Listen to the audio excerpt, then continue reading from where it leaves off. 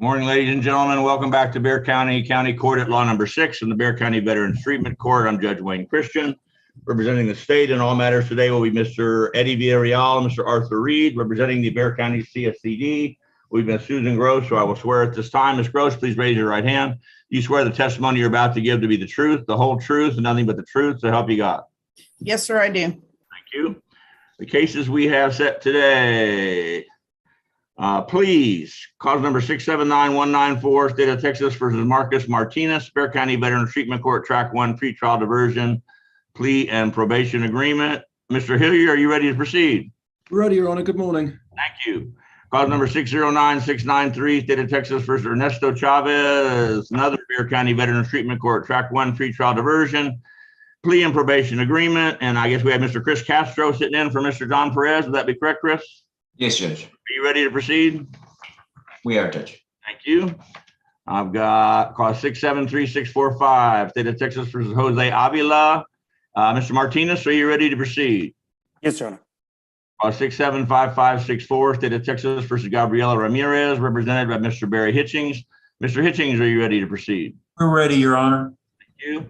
And cause number 672275, State of Texas versus Damian Cisneros, represented by Mr. Ray Lopez. Mr. Lopez, are you ready to proceed? Ready, Your Honor. All right, we're going to take all y'all first. Then we've got MTRs, cause number 543603, State of Texas versus Paulo Mijangos, represented by Mr. Jaime Cavazos. And I guess Mr. Mijangos is in jail, is that correct? Yes, Your Honor, they're filling out the paperwork in the breakout room. And we got cause 663252, State of Texas versus Stephen Williams with Mr. Andrew Froelich. Is Mr. Froelich with us? I'm right here, Judge. And are y'all ready to proceed on that? I'm not sure I've got paperwork on you yet. We are ready, Judge. Okay. Pat, do I have paperwork on Mr. Williams? No, Your Honor, he has not filled out his portion of it, Your Honor. All right, well, we'll tell Andrew what he needs to do. I think we did that last. He was on for last. Nope. I Okay. checked. He still has not signed it. We had the same issue last week. Okay. I signed that thing online. They send me an email of, and every time I try to go in there to re-sign, it's saying this document has already been signed. It's some type of document start with an A. Adobe sign. I'll look for Yes. it and see if it is, but I did look for it. Go on.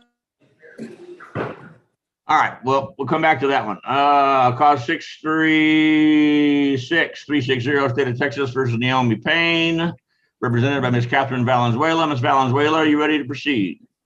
No, Your Honor, I'm not. I have not conferred. I apologize. Okay, you guys need to confer before you show up on the day of hearing, but obviously we're going to give you time to do that. All right. Cause 659866, State of Texas versus Janet Gomez, represented by Mr. Bo Wood. Mr. Wood, are you ready to proceed? Is Bo with us? I don't see his cute little picture. It's going to be late. He isn't signed in yet? No, Your I'm Honor, here. it's going to be late. I'm here though. But yeah. We got Ms. Gomez. We just don't have Mr. Wood yet. All right. Yes. Yeah. 638844, State of Texas versus Kevin Hogan, representative Mr. James Rickerson. Is Mr. Rickerson with us? Not yet. How about cause 630850, State of Texas versus Jeffrey Diaz, represented by Mr. Ron Funari. Morning, Judge. I'm here, but I do not have contact with Mr. Diaz. Oh, Mr. Diaz is not here today. Is that correct? That's correct, Judge. All right. Yeah. When's the last time you had contact with him? I have one phone number for him, Judge, and it's not working, so I have not been able to talk to him. Okay. Do me one more favor. Try and call him one more time while we're here, and then I'm going to excuse you, and we'll track you down if we hear from him. Would that be okay? Sounds good, Judge. Thank you. All right. Cause number 489224, State of Texas versus Patrick Grigo, represented by Ms. Ashley Morgan. Ms. Morgan, are you ready to proceed? I'm ready, Judge. I've conferred with the state. I'm making sure Patrick's logged on, and I will send him another Zoom invite if he's not logged on. I'm sorry, I missed all that last sentence. What did you say lastly? I'm just looking for Patrick, but we are ready. I've conferred. Okay. All right, thank you. All right, let's get our pleas, and then we'll come and do the MTR. Judge, may I give my spiel real quick? Oh, that would be a wonderful thing. Please do. All right. Good morning, everyone. For those of you that are taking pleas today, if you are placed on probation, You will be contacted by the probation department either via telephone, text, or email. If you have not heard from them by the time you wake up next Wednesday morning, you need to call the number that is listed in the chat. It is 210-335-7446. You need to advise them that you were placed on probation and that you need an orientation appointment. Do not call them today, only if you have not heard from them by next Wednesday. Also, if you currently reside outside of Bexar County or the state of Texas, or you intend on moving outside of Bexar County or the state of Texas, you need to advise the judge before you enter your plea. Okay? Again, that phone number is 210-335-7446. And that would be if you haven't heard from them by next Wednesday morning. Does anyone have any questions with regards to a plea, or is anyone living or residing outside of Texas or Bexar? My client is residing outside of Bexar County. He's in Hidalgo. For Damian Cisneros, we were going to ask that probation be transferred to Hidalgo. Okay.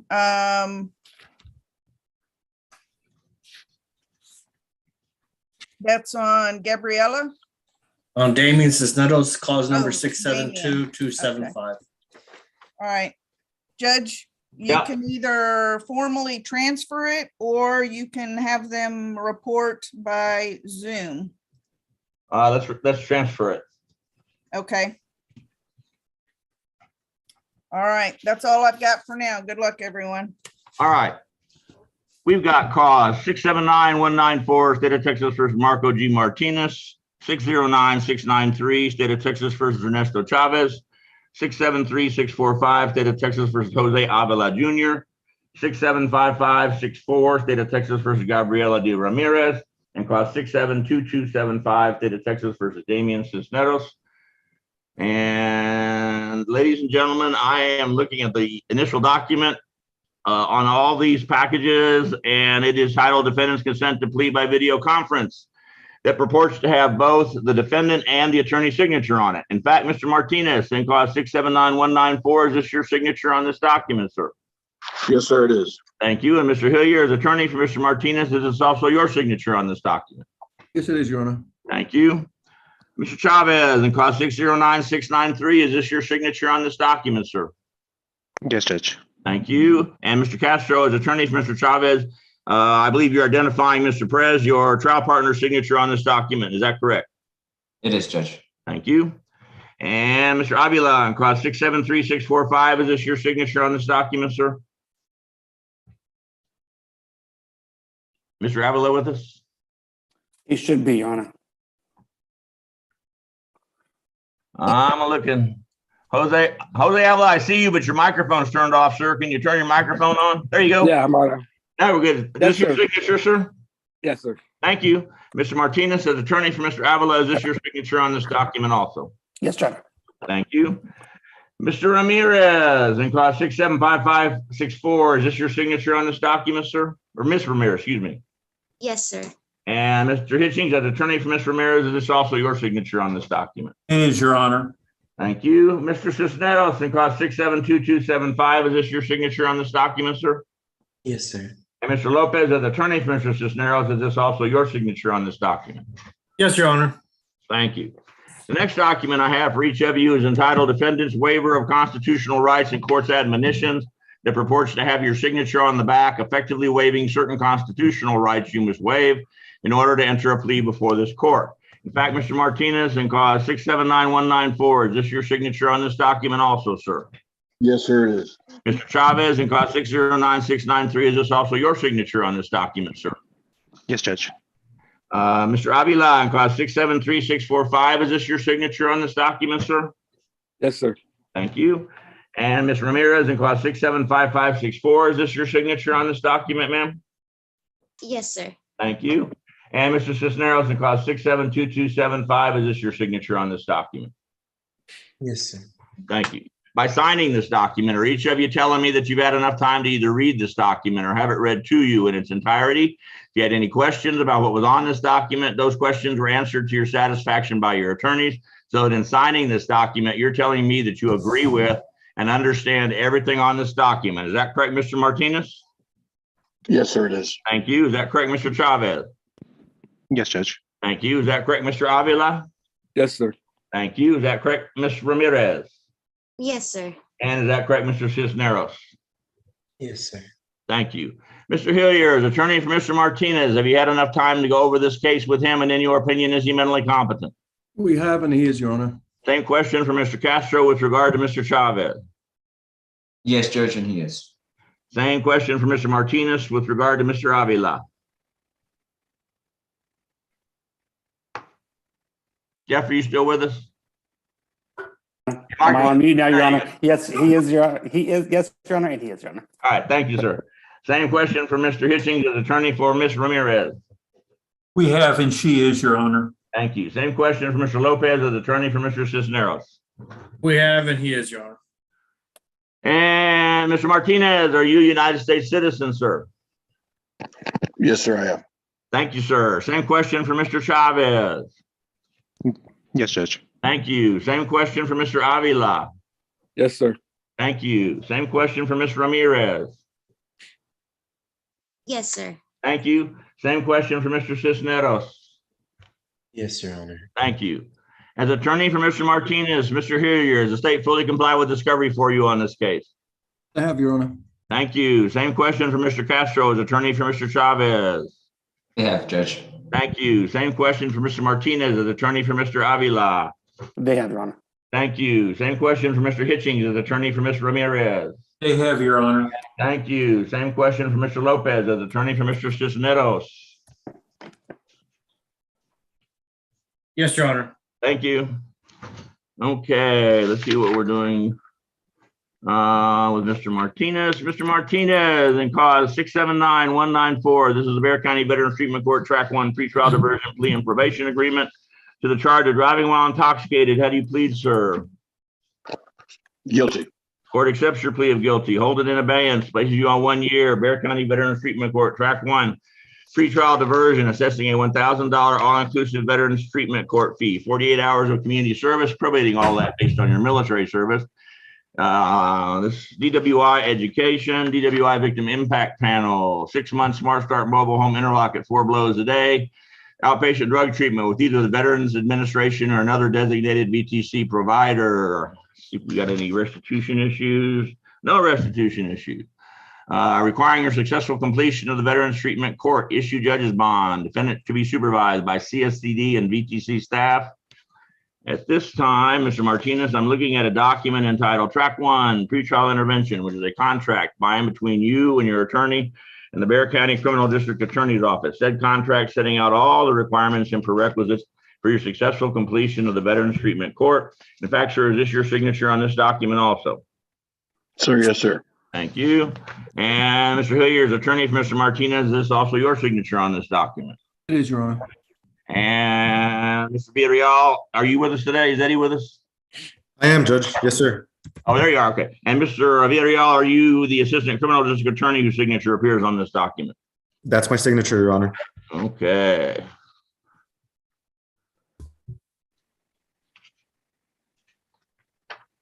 Good to go. Mr. Martinez, what did you do in the military, sir? I was a borderman, sir. 81 millimeter. And for Army, for Marines, for who? Marines. Did you go to the war? No. Didn't miss Sir. anything. Don't get excited. All right. Thanks for your service, sir. Anything further from the state or the defense on Mr. Martinez? And I think Mr. Moore is going to be calling all the VTC guys, both Mr. Martinez and Mr. Chavez today. Does that sound right, Ron and or Chris? That's correct, Judge. All right. Anything further from the state or the defense on Mr. Martinez? Nothing from the state, Your Honor. Nothing from defense, Judge. Good luck, Mr. Martinez. Thank you, Mr. Hillier. Y'all are going to be dismissed, and Ron will get up with Mr. Martinez ASAP. Thank you, Judge. sir. Have a Good night. Okay, now we've got cause 609693, State of Texas versus Ernesto Chavez, which is also a Bexar County Veterans Treatment Court. Track 1, pretrial diversion, plea and probation agreement. Mr. Chavez, in cause 609693 to the charge of driving while intoxicated with a blood or breath alcohol content of 0.15 or higher. How do you plead, sir? Guilty, Judge. Court accepts your plea of guilty. Hold it in abeyance. Places you on 1 year. Bexar County Veterans Treatment Court. Track 1, pretrial diversion probation, assessing a $1,000 all-inclusive Veterans Treatment Court fee, 48 hours of community service, probating all that based on your military service. DWI education, DWI victim impact panel, 6 months Smart Start mobile home interlock at 4 blows a day, outpatient drug treatment with either the Veterans Administration or another designated VTC provider. No restitutions due on this case. Requiring your successful completion of the Veterans Treatment Court, issue judge's bond, defendant to be supervised by CSCD and VTC staff. Now I'm looking at a document entitled Track 1 Pretrial Intervention, which is a contract by and between you and your attorney and the Bexar County Criminal District Attorney's Office. Said contract setting out all the requirements and prerequisites of your successful completion of the Veterans Treatment Court. In fact, sir, is this your signature on this document? Yes, Judge. And Mr. Castro, would you identify Mr. Perez's signature on this document as your trial partner? Yes, Judge. And Mr. Villarreal, the Assistant Criminal District Attorney assigned to this case, is this also your signature on this document? It is, Your Honor. Okay. And Mr. Chavez, what'd you do in the military, sir? Security forces, sir. Air Force. Okay. And did you go to the war? No, sir. Just a combat zone. All right. Well, thanks for your service. Anything further from the state or the defense on Mr. Chavez? Nothing from the state. Nothing from the defense at this time. All right, Mr. Chavez, thanks for your service. And Mr. Mora is going to be calling you probably this afternoon, okay? Understood, Judge. Y'all are Thank you. dismissed. Thanks. Okay, let's see what we're doing with Mr. Avila.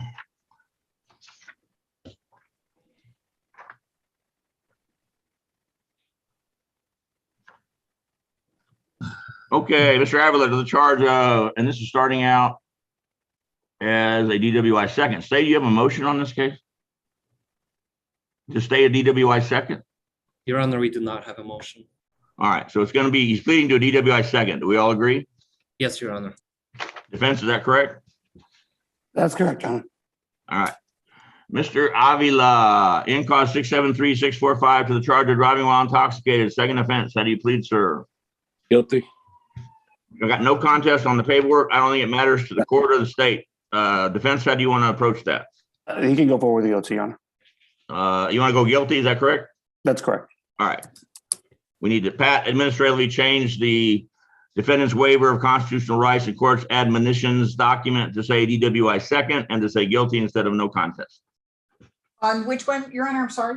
This is on Mr. Chavez, 673-645. I'm sorry, Mr. Avila, 673-645. Yes, sir.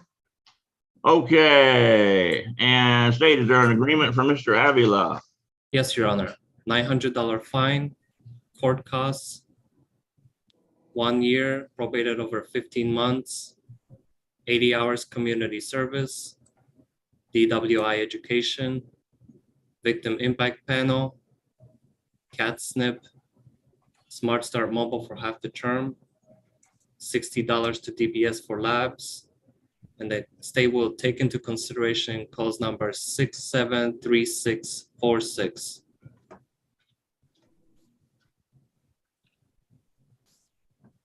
And the driving while license invalid, correct? Yes, Your Honor.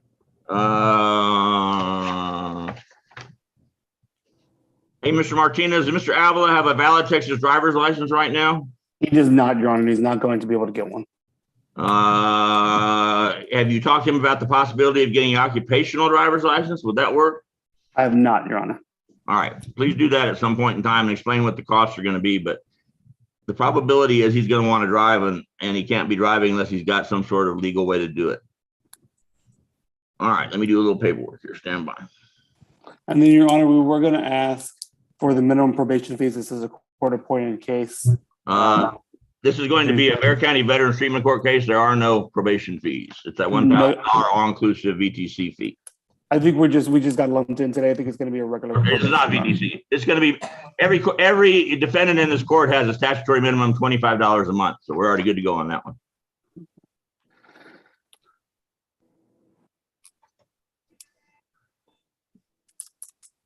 And state, this is a second, we're going to do DWI intervention, not DWI education. Does that sound right?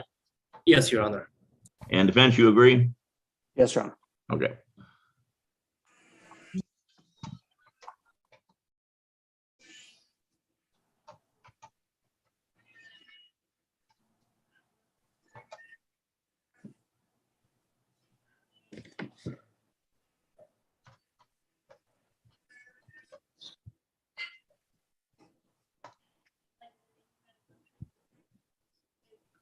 Okay, the state's saying they're requiring proof of valid driver's license. And my understanding is, Mr. Martinez, you're saying he can't get a valid driver's license? Was there an accident or something? What is the basis of him not having a license in the first place? These DWIs, Your Honor. So his license is going to be suspended for, I think, up to 2 years. We did agree to waive that requirement on the probation. Okay. He will So be doing an affidavit. State, that's not a requirement anymore as far as required to have a proof of valid driver's license? So long as the defense provides proof that defendant, in fact, cannot obtain a valid Texas driver's license and insurance. All right, well, I'm just going to say proof of valid driver's license if driving. Would that be okay with the state? Yes, Your Honor. Okay with the defense? Yes, Your Honor. No hard feelings, Mr. Avila, but if we catch you driving without a driver's license, you're going to have a really bad day. Do you understand, sir? Yes, sir. All right, fair enough. All right, let me go through this, make sure I don't miss something. Judge, Yeah, if I may, you can order that he provide an affidavit of non-driving as a condition. and what does that do for us? It's an affidavit of non-driving stating that he is aware that he cannot drive, and if he's caught driving, then it would be a violation of his condition of probation. Well, he's well aware of it. It's on the record now, so we're good to go. But thank you for bringing that up. Okay, let's see if I get this all down. Mr. Avila, cause 673-645. The court accepts your plea of guilty to the offense of driving while intoxicated. Second offense, I find you guilty. I assess 1 year in the Bexar County Jail, probated for 15 months, a $900 fine plus court costs, 80 hours community service, DWI intervention, DWI victim impact panel, Community Alliance for Traffic Safety New Intervention Program, Smart Start Mobile Home Interlock at 4 blows a day for half the term of 7.5 months, $60 reimbursement to the Texas Department of Public Safety for a lab fee, taking into consideration cost 673-646, which is granted and it shall be dismissed.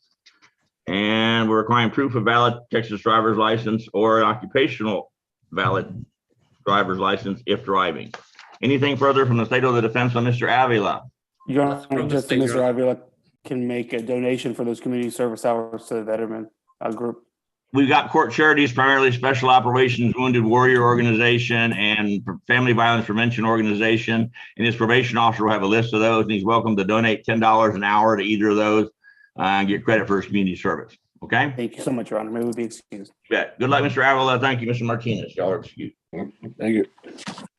Let's see what we're doing with Ms. Ramirez.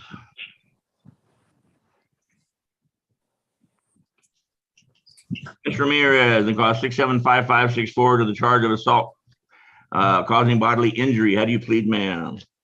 Guilty. This says no contest. Mr. Hitchings, what do you want to plead? No contest, Your Honor. It's okay with the state. Court accepts the plea of no contest, the offense of assault bodily injury. Is there an agreement? Yes, Your Honor. $600 fine, court costs, 1 year probated over 12 months, no firearms, affirmative finding of family violence, BIP course, no contact order with the complaining witness, Jacqueline. Yes, Jacqueline Ray Caceres. Yes, thank you very much for your help. 40 hours community service and $100 donation to Better Women's Shelter. And let me do some right here. I'll be right back with you.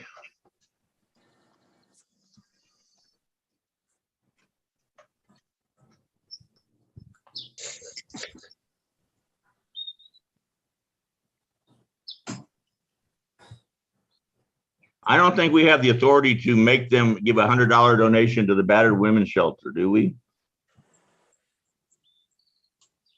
Where'd that come from? Anybody know? Barry, you're the expert. Oh, I've seen it done on other pleas, but in terms of that, that's just experience. That's not legal authority. Here's what I suggest. Let her donate $100 to the battered women's shelter and get credit for 10 hours of community service. That sound like something that would work for everybody? That sounds fair, Your Honor. All right, let's do that.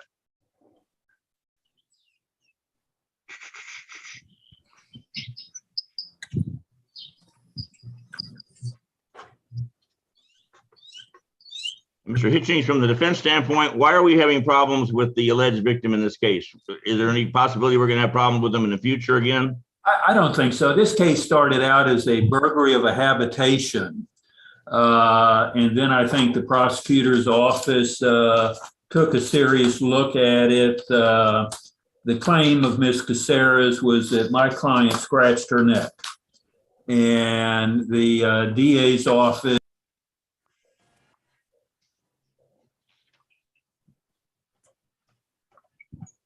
Did we lose your audio? Mr. Hitchens, he can't hear you. You're muted.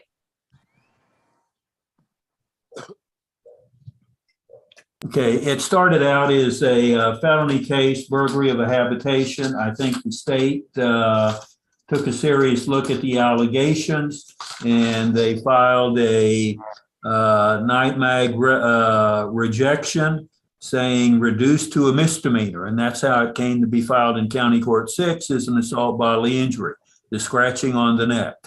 I don't think we're going to have any more problems with the complainant, Ms. Caceres. Okay. Let me go through this, make sure we get it straight. Ms. Ramirez, in clause 675564, the court accepts your plea of no contest, defense of assault bodily injury. I find you guilty. I assess 1 year in the Bexar County Jail, probated for 1 year, $600 fine plus court cost, 40 hours community service, affirmative finding of family violence. You're to go to the BIPP course and have no contact with Jacqueline Ray Casares and no firearms, purchase, possession, or use. What did I miss, State? 40 hours community service. I got that. And she gets 10 hours credit towards community service for the battered women's shelter donation. Right.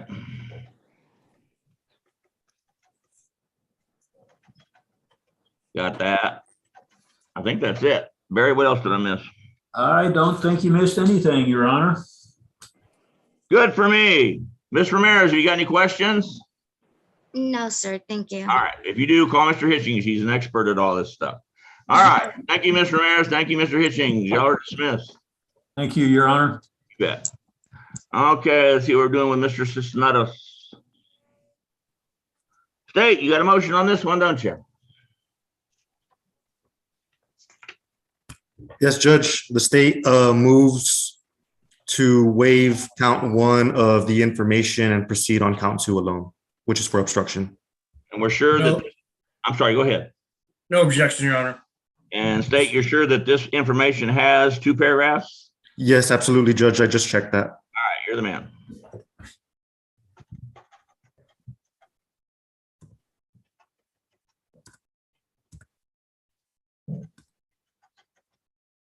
State's motion to waive paragraph 1 alleging driving while intoxicated and proceed on paragraph 2 alleging obstruction of a highway is granted. No objection from the defense. Mr. Cisneros, to the charge of obstruction of a highway. How do you plead, sir?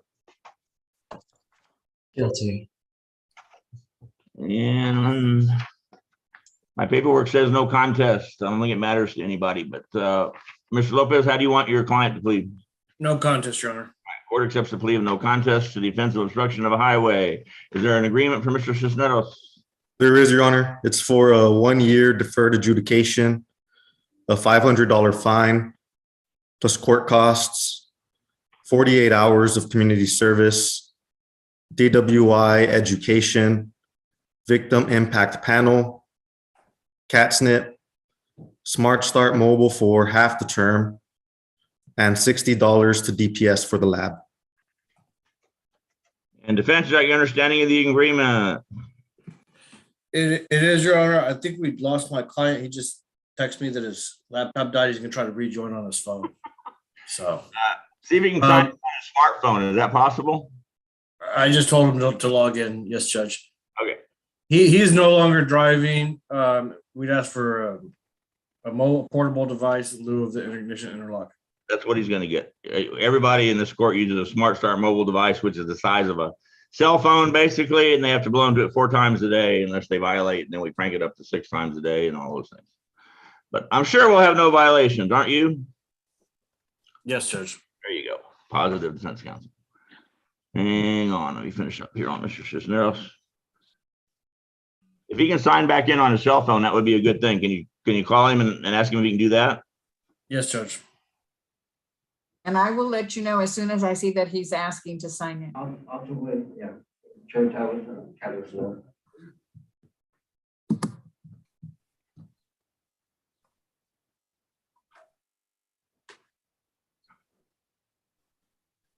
And if he can, I don't think it's life and death, but it would be nice to have him with us.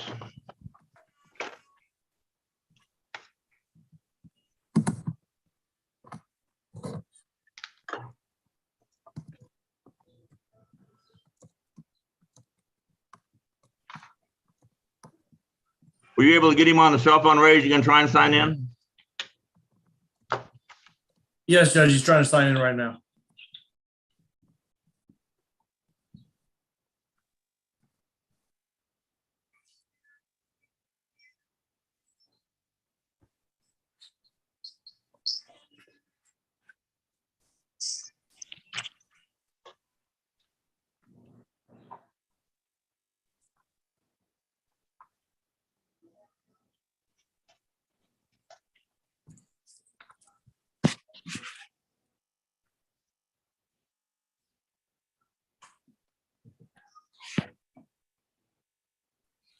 He's coming in. He's coming in right now. Sorry about that, Judge. No problem. Hey, Mr. Cisneros, can you hear me, sir? Your microphone's turned off on your phone, apparently, Mr. Cisneros. Can you try again? There you go. Is that All better? right. All right, here's what we got. The court accepts Mr. Cisneros' plea of no contest, the offense of obstruction of a highway. Although I have enough evidence to find you guilty, I'm going to withhold the finding of guilt. 1 year deferred adjudication probation and sets a $500 fine plus court cost. DWI education, DWI victim impact panel. Community Alliance for Traffic Safety New Intervention Program, Smart Start mobile home interlock at 4 blows a day for half the term, which is 6 months. $60 reimbursement, Texas Department of Public Safety, transferred to Hidalgo County. That sound right? Yes, sir. Yes, yes, Judge. Okay, you got any questions, Mr. Cisneros? Not at the moment. Did you get that telephone number down for Bear County Probation Department?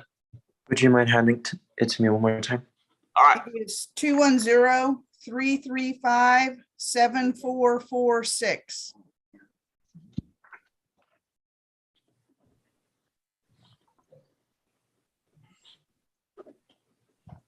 Okay. Thank you. And I don't know if I said it, but it's 48 hours of community service. I think I missed that. All right. Good luck, Mr. Cisneros. Thank you, Mr. Lopez. Y'all are excused. Thank you, Judge. Have a good day. Okay, give me about 5 minutes to get ready on all our MTRs. We're going to run through those. Yes, Your Honor. If you will sign Mr. Manjaro. Okay, can do.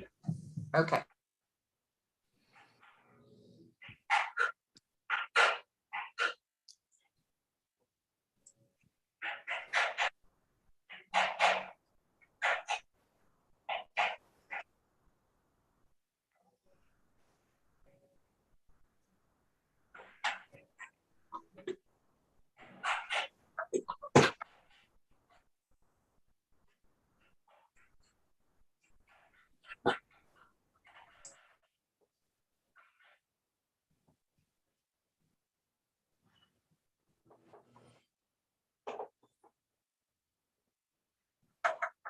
Mr. Mihango's paperwork is done.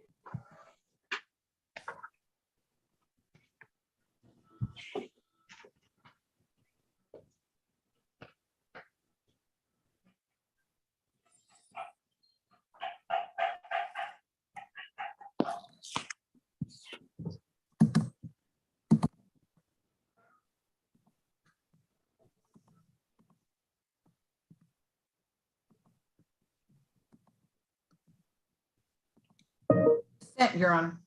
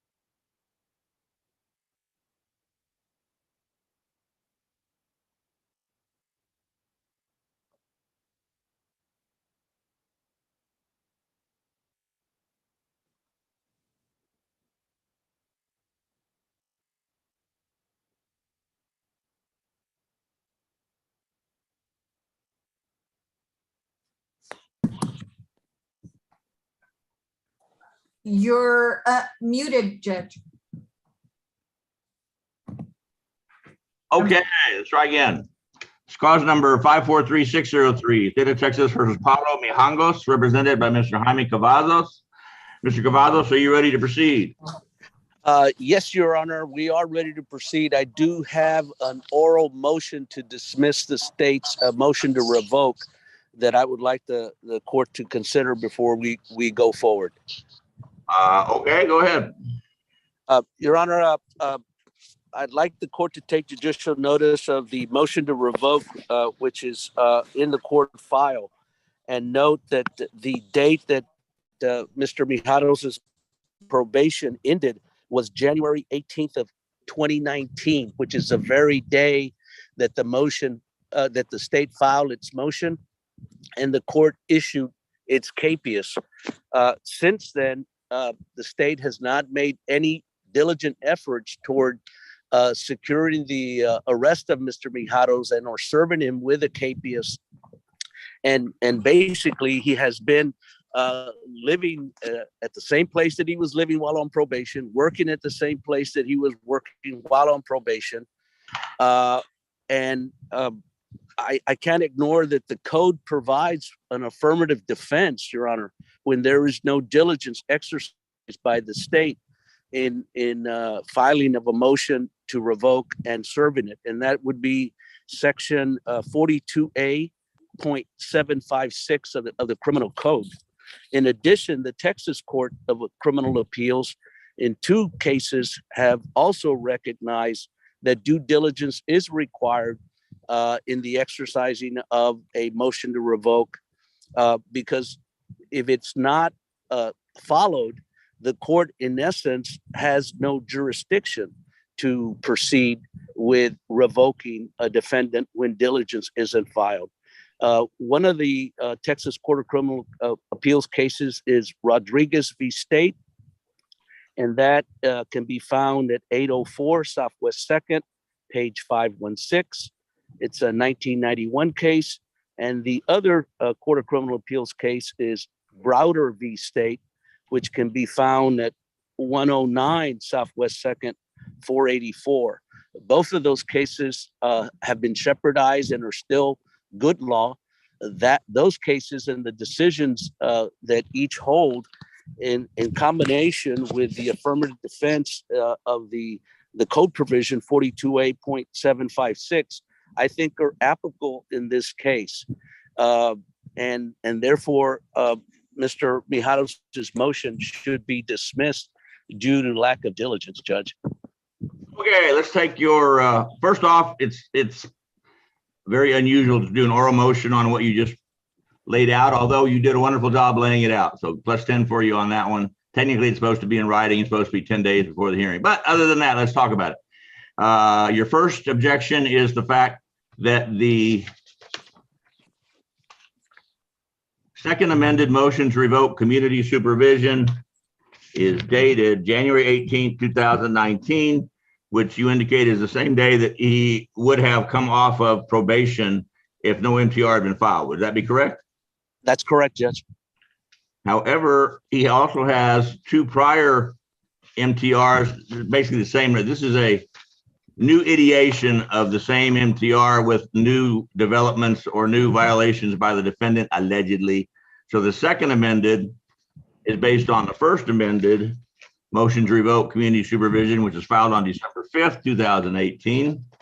And the first amended is based on the original MTR, which is filed on August 7th, 2018, both dates of which are before his expiration date of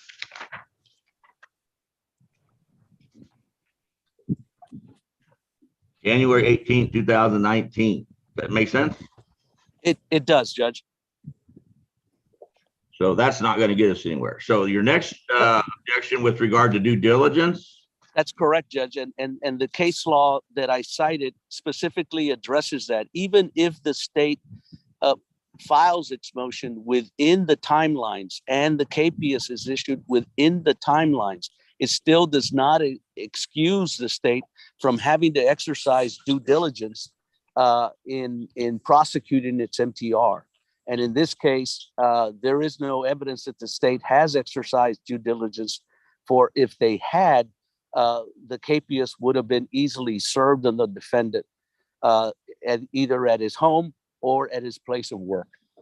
Well, here's my limited understanding, and I'm going to want to hear from the state and possibly the probation department. But my understanding is that had you made that motion, and normally it's in writing, 20 years ago, you might have had some standing. It's been changed since then. It has, Your Honor, but the code provision 42A.756 specifically allows for an affirmative defense for due diligence. It's now become part of the code. Judge, if I may. I respond, sure. Judge, the code that defense is referring to, 42A.756, it applies to alleged violations based on failure to report to a supervision officer as directed, or to remain within a specified place that no supervision officer with the power of arrest under a warrant could find this person. And so it applies to those allegations alone, not any of the other allegations that are alleged in this motion to revoke. Furthermore, we haven't, even if we apply this statute to the allegations of revocation for the alleged violations based on failure to report, even if we apply that, there has been no evidence to show that an officer or a probation officer didn't attempt to contact the defendant here. And if we're going to have a hearing on this oral motion, I would request some notice and some time for the state to prepare for this hearing. Now, anything further, defense? Your Honor, the burden does in fact shift, and the state is correct. It shifts to the state to prove diligence once the defendant has raised the issue. And prima facie evidence suggests that the issue is ripe for consideration, because it's been 3 years, Judge, since the filing of that motion, and there has been no action taken on the MTR. And during that 3-year period, as I stated earlier, my client has been working at the same place. He's even attended child support court during that period of time, and was never served with the capias. Judge, I have a solution to this matter. I've conferred with probation, and they're advising me that the only thing that the defendant has failed to do with respects to conditions are that fees and fines of $700 are owed, and 48 hours of community service are owed. His family is prepared to deposit with probation those sums in money today, the $700 and the equivalent of 48 hours of community service, by applying a $7.25 per hour monetary amount to that. The family's prepared to do that in consideration for the court allowing Mr. Mijares to continue to work, continue to support his child and one that's on the way, and dismiss the motion to revoke. Okay, defense motions to dismiss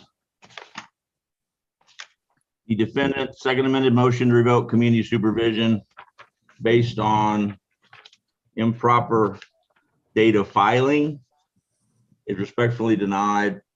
Defense motion to dismiss the pending motion to revoke probation based on lack of due diligence is respectfully denied. Anything further, defense? No, Your Honor. All right.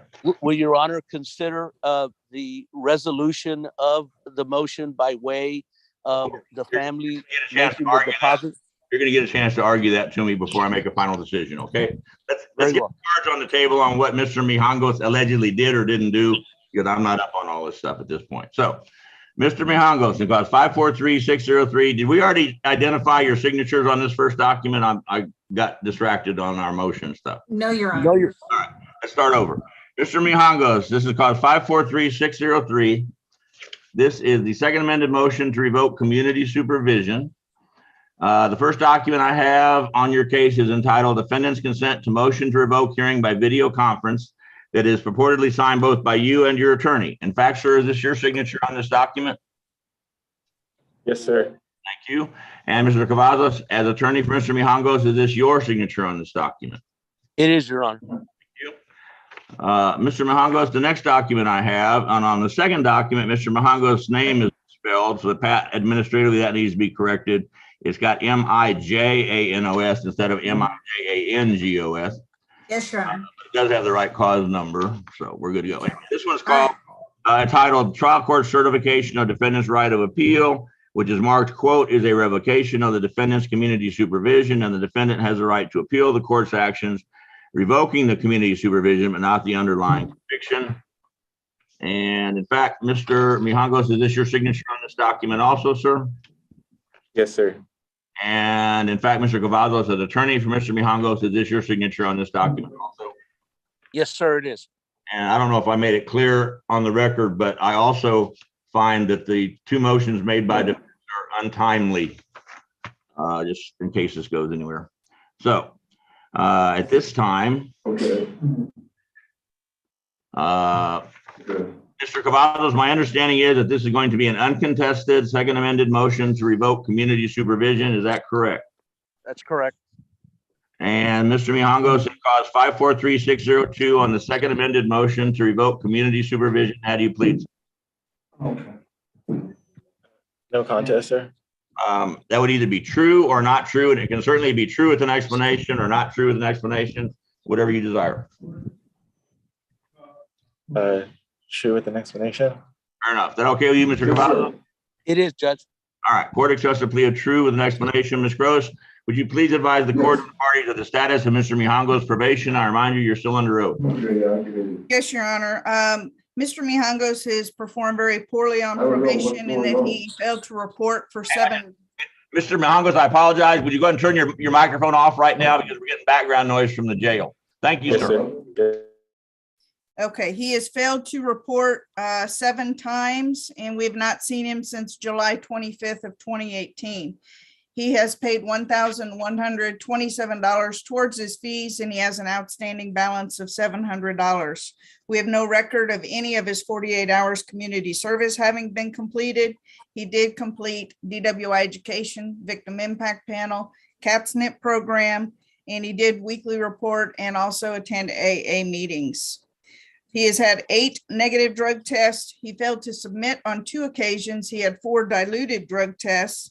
He was on Smart Start Mobile testing 8 times per day, where he had 85 skips, and he went into lockout December 30th of 2018.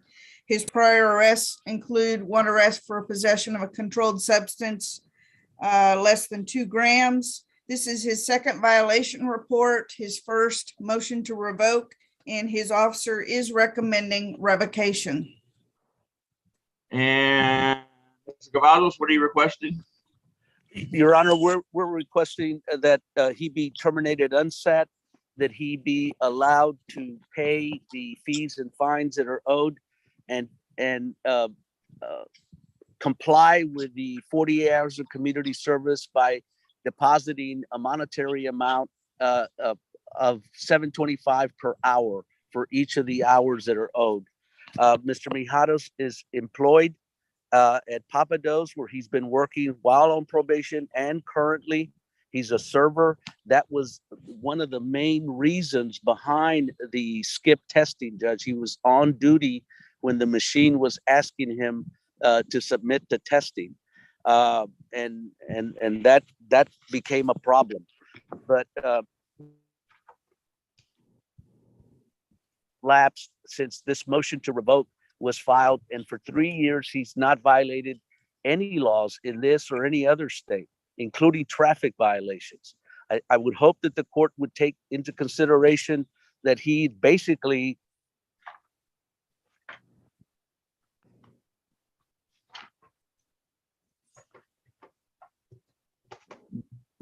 I've lost audio. him. We lost Mr. Cavazos. Let's wait and see if we can sign back in. Well, he's here. There he comes back. Can you hear me? Now we got you. Okay, so basically what I would ask, Judge, is to consider that the 3 years that he's been out in the community contributing to the community, providing for his children, and allow him to pay what he owes the court in money. State recommendation, please. Your Honor, the state recommends revocation and a imposition of a sentence, the max allowed under law, which would be 6 months. Mr. Mijangos, in cause 543602, the court accepts your plea of true. On the second amended motion to revoke community supervision, I grant the state's motion to revoke your community supervision. I sentence you to 6 months in the Bexar County Jail, assess the $850 fine plus court costs, credit for time served, time and money to run concurrent, recalling all pretrial services, bond conditions, and warrants. Anything further from the state or the defense on Mr. Mijangos? Nothing from the state. Your Honor, I would ask that the court consider work release for Mr. Mijangos if the jail sanction is to stand. I can't get Mr. Mijangos to show up for probation. I don't know that I can get him to show up for work release if there was a work release. You're welcome to check into this, but my understanding is work release as we once knew it before the plague does not exist. In that time frame, 2 to 5 years ago or whatever, an individual could get work release where he would sleep at night in the jail and then go to work during the day. That's the work release you're talking about, correct? Yes, sir. And that is not available today in my understanding. Now they call work release where he's just on GPS and he's supposed to stay at home and then go to work. And obviously I'm not doing that. So you're welcome to research that, but that's my understanding of where we are on work release these days. Would your Honor consider revising the imposition of the sentence to a 30-day period? No, I've already ruled. Anything further from the state or the defense of Mr. Mijangos? Nothing from the state, Judge. Good luck, Mr. Mijangos. Thank you, Mr. Cavazos. Thank you, sir. Mr. Froelich, are you ready on Mr. Williams? Yes, Your Honor, we're ready. All righty. This is cause number 663252, State of Texas versus Stephen Williams. Well, there you go. A third amended motion to enter adjudication of guilt and revoke community supervision. The first document I have on this case is entitled Defendant's Consent to Motion to Revoke Hearing by Video Conference, which purports to have both Mr. Williams and Mr. Froelich's signature on it. In fact, Mr. Williams, is this your signature on this document, sir? Yes, sir. Thank you. And Mr. Froelich, as attorney for Mr. Williams, is this your signature on this document also? Yes, Your Honor. Thank you. And the next document I have is entitled Trial Court Certification of Defendant's Right of Appeal, which is marked, quote, is an adjudication of guilt following a deferred adjudication, and the defendant has a limited right of appeal. In fact, Mr. Williams, is this your signature on this document also, sir? Yes, sir. Thank you. And Mr. Froelich, as attorney for Mr. Williams, is this also your signature on this document? It is, Your Honor. And Mr. Froelich, my understanding is this is going to be an uncontested third amended motion to enter adjudication of guilt and revoke community supervision. Is that correct? Yes, Your Honor. Let me make sure I understand. He is going to plead true to some allegations and not true to most of the allegations. Okay. The way I understand it is Mr. Williams has a right to what we call a fully contested motion to revoke probation. Otherwise, he can plead true or not true to different conditions on this. And obviously, I'm going to make the ultimate decision on whether I think they're true or not anyway. So the only real difference between those two hearings, in my understanding, and Ms. Gross can correct me, but is that we try to get his original probation officer or officers to testify if we have a what I call a full-blown contested motion to revoke community supervision. But otherwise, he's got an absolute right to be true or not true to anything he wants, and then I'm going to make a decision on him ultimately anyway. That is our understanding, judges. He's going to plead true to some of the allegations. All right. So it is my understanding that the defense is not requesting what I call a full-blown contested third amended motion to enter adjudication of guilt and revoke community supervision, that the defense is interested in having Mr. Williams plead either true or not true to individual conditions and let me make a decision on them. Is that correct? Is that correct, Mr. Williams? Yes, sir. All right. Thank you, sir. Fair enough. So basically that would call that uncontested with pleas of true and not true. It's not going to be a fully contested third amended motion to enter adjudication of guilt and revoke community supervision. Mr. Froelich, would you agree with my analysis? I would, Your Honor. All right. Mr. Williams, in cause 663252 on the third amended motion to enter adjudication of guilt and revoke community supervision. How do you plead, sir? True, I guess. Normally we do true with an explanation or not true with an explanation, and you're welcome to pick out some of true with explanation. All right. Is that okay with you, Mr. Froelich? It is, Your Honor. And Ms. Gross, would you please advise the court and the parties of the status of Mr. Williams' probation? I remind you, you're still under oath. Yes, Your Honor. Mr. Williams has been reporting as directed. We last saw him on April 20th, 2022. He is paid $152 towards his fees, has a balance of $1,475, and currently is delinquent $360. We have no record of any of his 60 hours community service having been completed. He has completed DWI education and victim impact panel, and he is currently enrolled in the CATSNP program. He has had one positive drug test for marijuana. He is currently on Smart Start Mobile, testing it 4 times per day. To date, he has had 8 skip tests, 10 high bracs. He went into lockout on March 29th, 2022 for a period of 14 days. He is back on Smart Start and has had no violation since he reactivated his device. And also not alleged on the motion are 10 warning bracs. This is his first violation report, first MTR, and his officer is recommending that he be placed on a SCRAM device and that he shows substantial compliance. Mr. Froelich, what are you requesting? Judge, we're asking he be continued. I want to point out to the court that he has been reporting. He only started his probation in January. He's already finished his classes and he's been reporting. He's going to finish paying his fees once he gets down to that, and he's going to finish his community service during the course of this probation. What we're asking is just to be continued. And I know that he wants to address the court as well. And the lockout, if I'm not mistaken, and Mr. Williams, you can correct me on this. If I'm not mistaken, Judge, that lockout was when he was incarcerated. And then as soon as he got his money back and his fees paid off, he has not had a violation since. All right, let me throw this out, and then Mr. Williams is welcome to address the court and the parties. I can't stop Mr. Williams from drinking, and that's a problem. He's only got, let's see, he came on probation in January of 2022 for a year, so he's got till January of 2023. I think we all agree. He's been on the Smart Start Mobile since probably even before January 13th when he entered a plea to this case. And Judge, my client can address that because he was on for pretrial, like monitored through pretrial. Let me finish my statement, and then you can certainly jump in and say whatever you wish, Mr. Froelich, no problem. The only issue, I can't stop him from drinking. He may have done all these classes and done everything he's supposed to do, but if I can't stop him from drinking, I don't have any options. So the options are A, he stays on the Scram Cam device, which is going to cost him $350 a month till the end of probation, or I got to revoke him. Those are my only 2 options that are viable, unless Mr. Froelich's got some other option that I haven't come up with yet. You and I can't go over there and take the bottle out of his hand. So those are our 2 options. Well, Judge, he's been on since he found out and he got arrested on this case. He has been doing well. He got himself out of lockout and kind of picked himself. He hasn't been doing well. He's got a bunch of skips and a bunch of positives for alcohol. Those are back in February, and this is April, and he's fixed the problem. So, Mr. Williams. I've told you what my 2 options are, and Mr. Williams can certainly address the court anytime he wishes.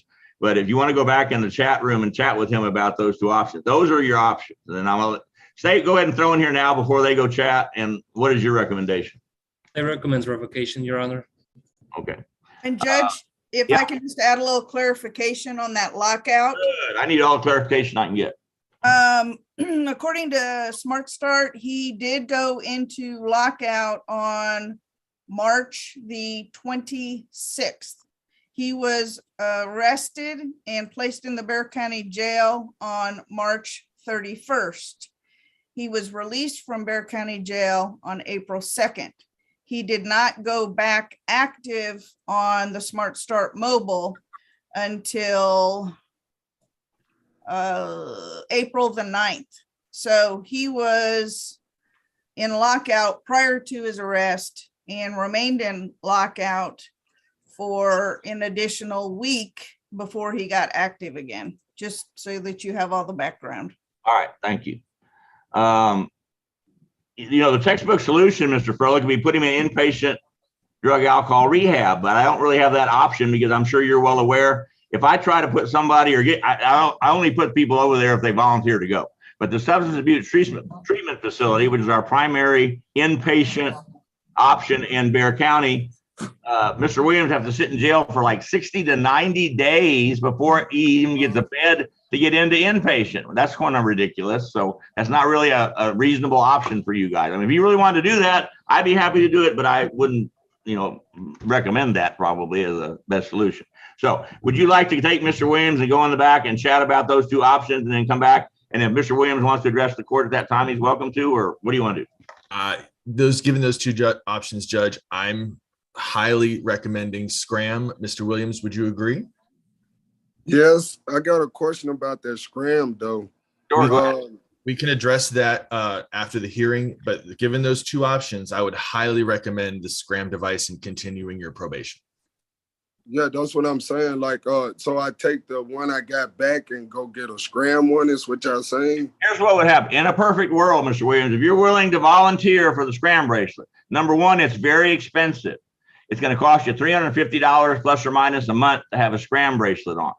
That being said, I'd pay $350 a month not to be in jail personally, but that's just me. But it's worth it in my mind not to have to go to jail.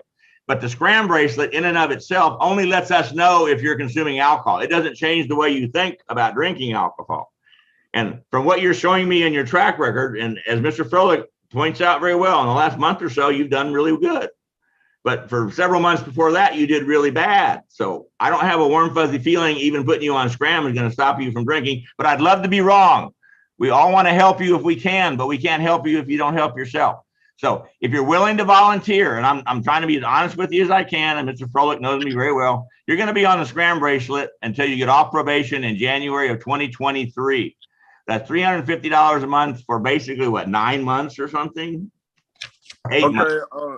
I don't mind doing that. It just, when I was back on pretrial, when all this first began, I got the breathalyzer monitor, and I think 2 or 3 weeks later when I went to court, I had got it violated for not getting the monitor quick enough, right? And I was told to take it back and get the Scram at the time, which I did, okay?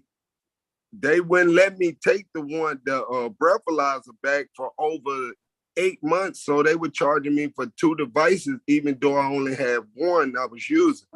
Okay, then they switched me back to the breathalyzer thing, but at the same time, even when I went to jail before I was put on house arrest, they put me on the Scram device, and I was on house arrest for almost 2 months, and my bill kept running up on the bracelet, and now I got an outstanding balance with them because they took me back off the Scram device and put me back on the breathalyzer thing. Okay, you're talking about they did this? That's me. I did all that, sir. I'm sorry. I'm just saying, it's like I kept getting switches on devices, and my bill kept running up on each one of them because they were saying that they couldn't take them back until the court sent them a paper. But I kept getting emails from the pretrial officer telling me to take these devices back, but they never would take them back, and they kept running my bill up. Like, I'm behind now on the Smart Start too for the time that I wasn't even using it, but they just kept charging me because I couldn't return the device because the court never gave them the paperwork. So that put me behind thousands of dollars. So I guess the question, Mr. Williams, then is what you're asking the court to do is order the Scram device and order that the other devices be removed and not ordered so that you're not overlapping and racking up the bill. Right. And can they at least talk to the Scram people? Because I don't mind getting the Scram device, but like I'm saying, they're going to tell me I still got this outstanding balance from the time they were charging me when I wasn't even using it. Okay, on that, Judge, they will not strap him with a scram device until that previous balance is paid in full. But they would charge me even when I was in jail, wasn't even using it when the county had cut it off my leg. But they saying it's not their fault. But it's I'm just letting you know how it works over there. They will not strap you with a new device until that balance is paid in full. Yeah, that's what I'm concerned about. I don't mind paying them, but like I said, I ended up getting in debt way back last year over keep switching devices. And when I was on house arrest, I couldn't work at all. I was on full-time house arrest, and I didn't see no paycheck for over 2 months. For the purposes of this hearing, Your Honor, I would say that we agree to do scram and would like the court to order that. And then maybe in a that's all I have right now. I just want to reiterate that my client is willing to do scram and is happy to show the court his sobriety, because that far exceeds the benefits of jail. So we want to go that direction, and my client has legitimate concerns. I don't know if you want to address those during this hearing or in a breakout room, perhaps, but I just want to reiterate that my client is going to do the scram device. All right, Mr. Williams, here's my concern. Number one, how much do the scram people tell you that you owe them for past scram bills? Close to $1,100, I think. All right. And or did you write them a check for $1,100? I wish I could. Like I said, I'm still behind on a lot of things. What got me behind is when I was in jail for 2 weeks, and then when I got out of jail for 2 weeks, I was on house arrest for 2 months, and that put me behind on everything. But all the way up to that point, they can tell you, and I was paying everything fine. When I couldn't work, it put me in a bigger bind. Here's the other issue.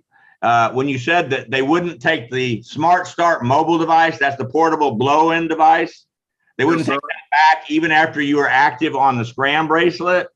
Yes, sir. I got proof. That's what lawyers are made for. And, obviously you're not familiar with the criminal justice system and you didn't know what to do. But the correct thing to have done at that time was call your lawyer, and then they get an order from me that says take off the Smart Start mobile. Because once the scram device is active, we turn in the Smart Start mobile. But you didn't know that. And they were telling you, they were shining you on apparently, and didn't tell you all you need to do is get an order from the court releasing the Smart Start mobile. Well, that's what they told me. But that's the way they do that. Mr. Froelich would have fixed that in 24 hours if he'd been involved at that time. I was certainly not, Judge, but I would have done my best. All right, we're back to square one. Mr. Froelich, I want you to go back in the chat room and talk to Mr. Williams. And I would love to get a warm, fuzzy feeling that Mr. Williams can afford the scram bracelet, but right now I don't have it. And Judge, how many days are you going to give him to obtain that scram device? 10. There you go, Andrew. 10 days. Andrew, I mean, you're the lawyer. Do whatever you want to do. But my request would be go back and talk to him about his finances and see if he can come up with a lawful way to be able to pay off this back money to the scram people so he can get a scram bracelet on.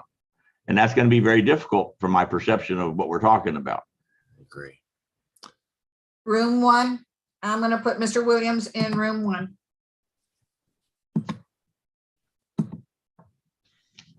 Bo, check your email. He's got a maximum exposure of 6 months in the Bexar County Jail. I think they're getting 3 for 1. I can't, promise you whatever the sheriff's going to do, but that's my understanding. Are there any other defense counsel out here that are with us this morning that would know what the ratio is the sheriff is giving people in jail right now? And Judge, would he get credit for the previous time he served, including the house arrest, which he was for a brief time? Certainly gets credit for any time in jail. I'm not, full GPS. Is that what you're calling house arrest? Affirmative. Yes, I couldn't go nowhere. I understand. I don't know that you get jail credit for that, but maybe you do. I don't know. I believe in most. If he does, then he does. I mean, it would be a question of, I guess, for Pat, how many days credit he has, and I would ask that he be get. I think you can have that discretion, Your Honor. He has 9 days, Andrew. You've got 9 days, according to my records, of credit in jail time. Okay, Mr. Williams, if you Andrew, here's the big deal of the day. This is where we're at.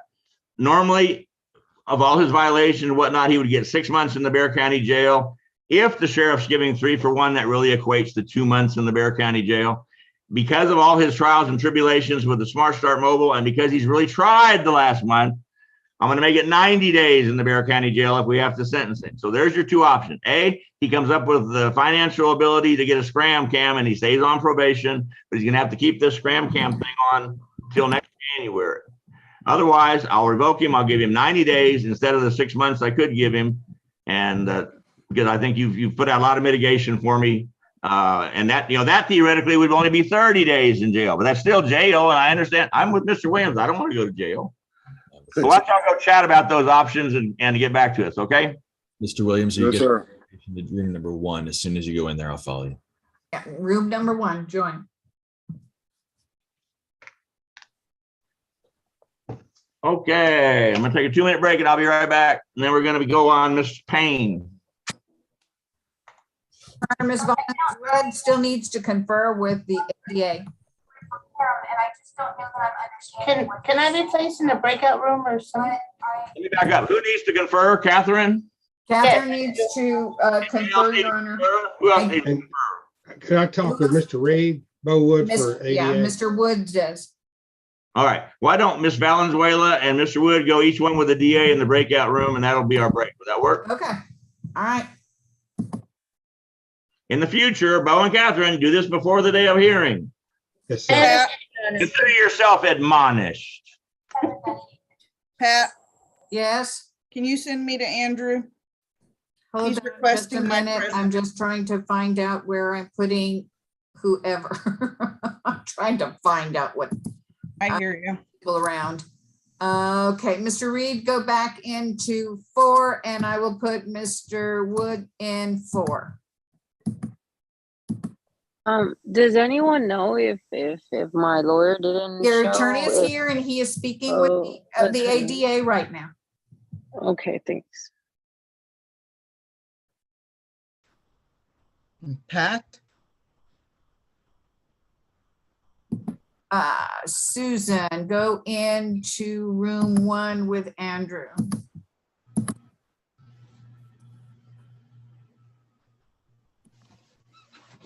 Okay, Mr. Rickardson, are you ready? Yes, I had wanted to talk with Mr. Reed if possible. Okay.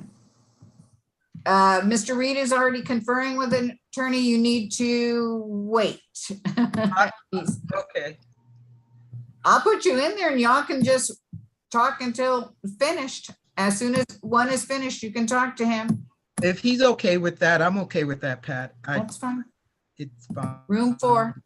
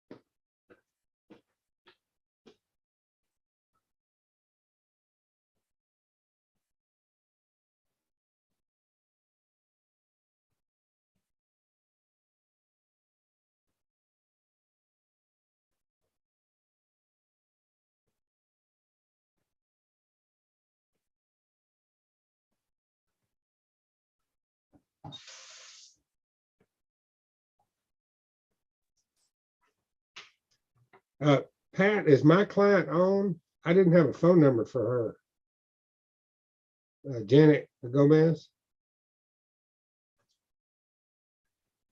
Yes, I'm here. All right, let me see if they'll put us in a breakout room. We can talk. Okay.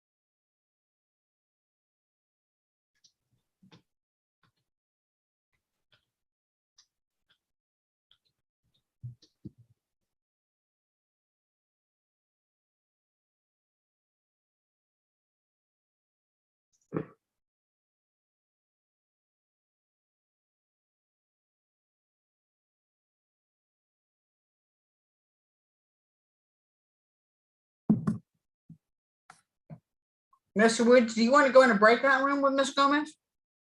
If I may, please, Susan. Of course, I'm sorry, I had to take a break.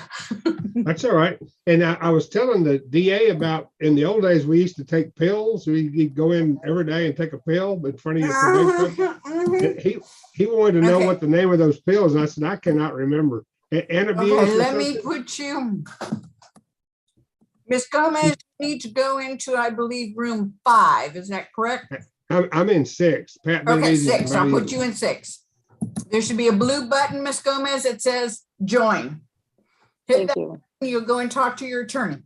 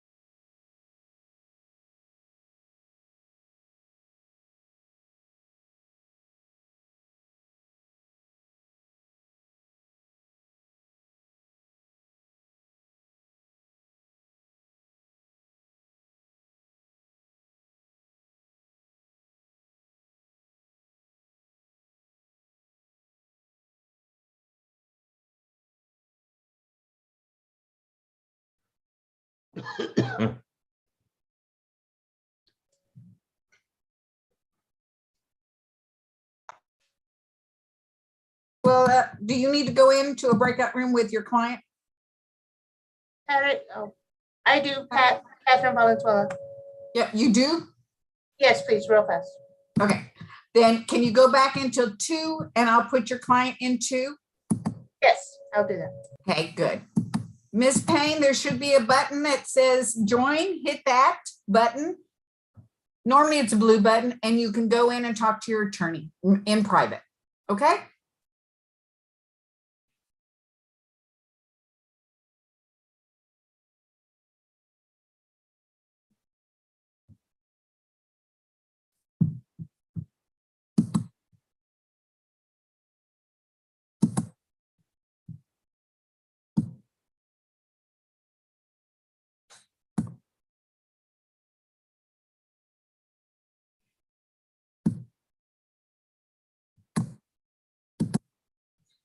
Eddie.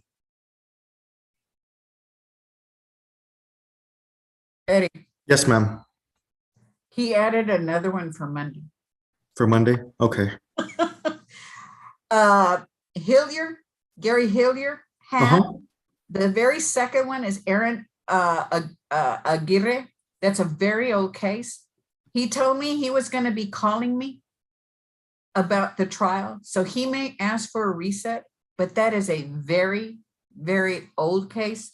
And you really need to look at that. Okay. What was the name and on I'll that let one? you know because it'll be the judge to decide, not me. Right. Okay. right. Yeah, I'll look at it. You said it's the second one on the docket?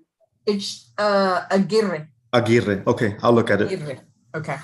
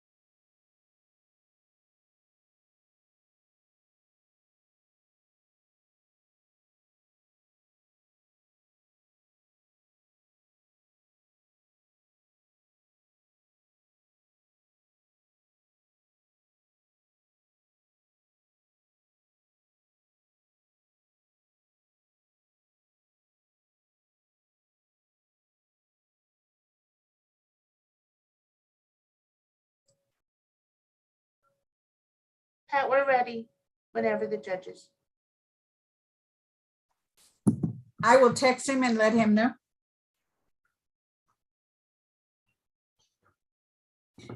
We got a DA. If you talk to Eddie, is that correct, Ms. Valenzuela? Correct. All right. So Eddie, it was Eddie. He's here, and Ms. Valenzuela and Ms. Payne are back, Your Honor. Yes, I'm here. It's Susan. I don't see Susan on here. Hold on. Let me text her, see what's going on.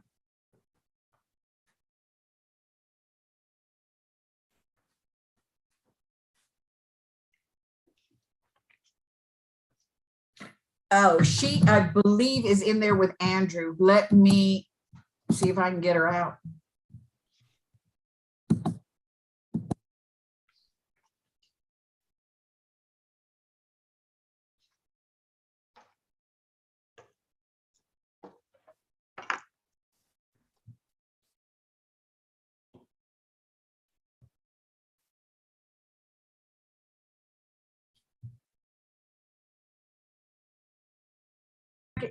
In, Your Honor. Now you can start. Okay, back on the record on cause 636-360, State of Texas versus Naomi Payne. Ms. Valenzuela, are you ready to proceed? Yes, Your Honor. Oh, there's somebody else. Put it on mute. So we're good to go. Williams, mute yourself. Andrew, y'all got a plan so I can get you guys cut loose and go in for Ms. Valenzuela on this Payne? What have you? We do, Judge. We'd let me just do the formality. Back on the record on 663-252, State of Texas versus Stephen Williams, represented by Mr. Andrew Froelich. And Mr. Williams and Mr. Froelich have been in conference in the chat room, and now they are back and I want to tell the court what they would like to do. Go ahead. Judge, my client would ask the court to allow him the 10 days to put the scram device on. However, hypothetically, if my client is unable to afford it financially, we want to make sure that it is included on the record, for lack of a better term, the cap that you generously offered him the 90 days. He is talking about his work. He is very concerned about the financial situation, but he is going to do scram.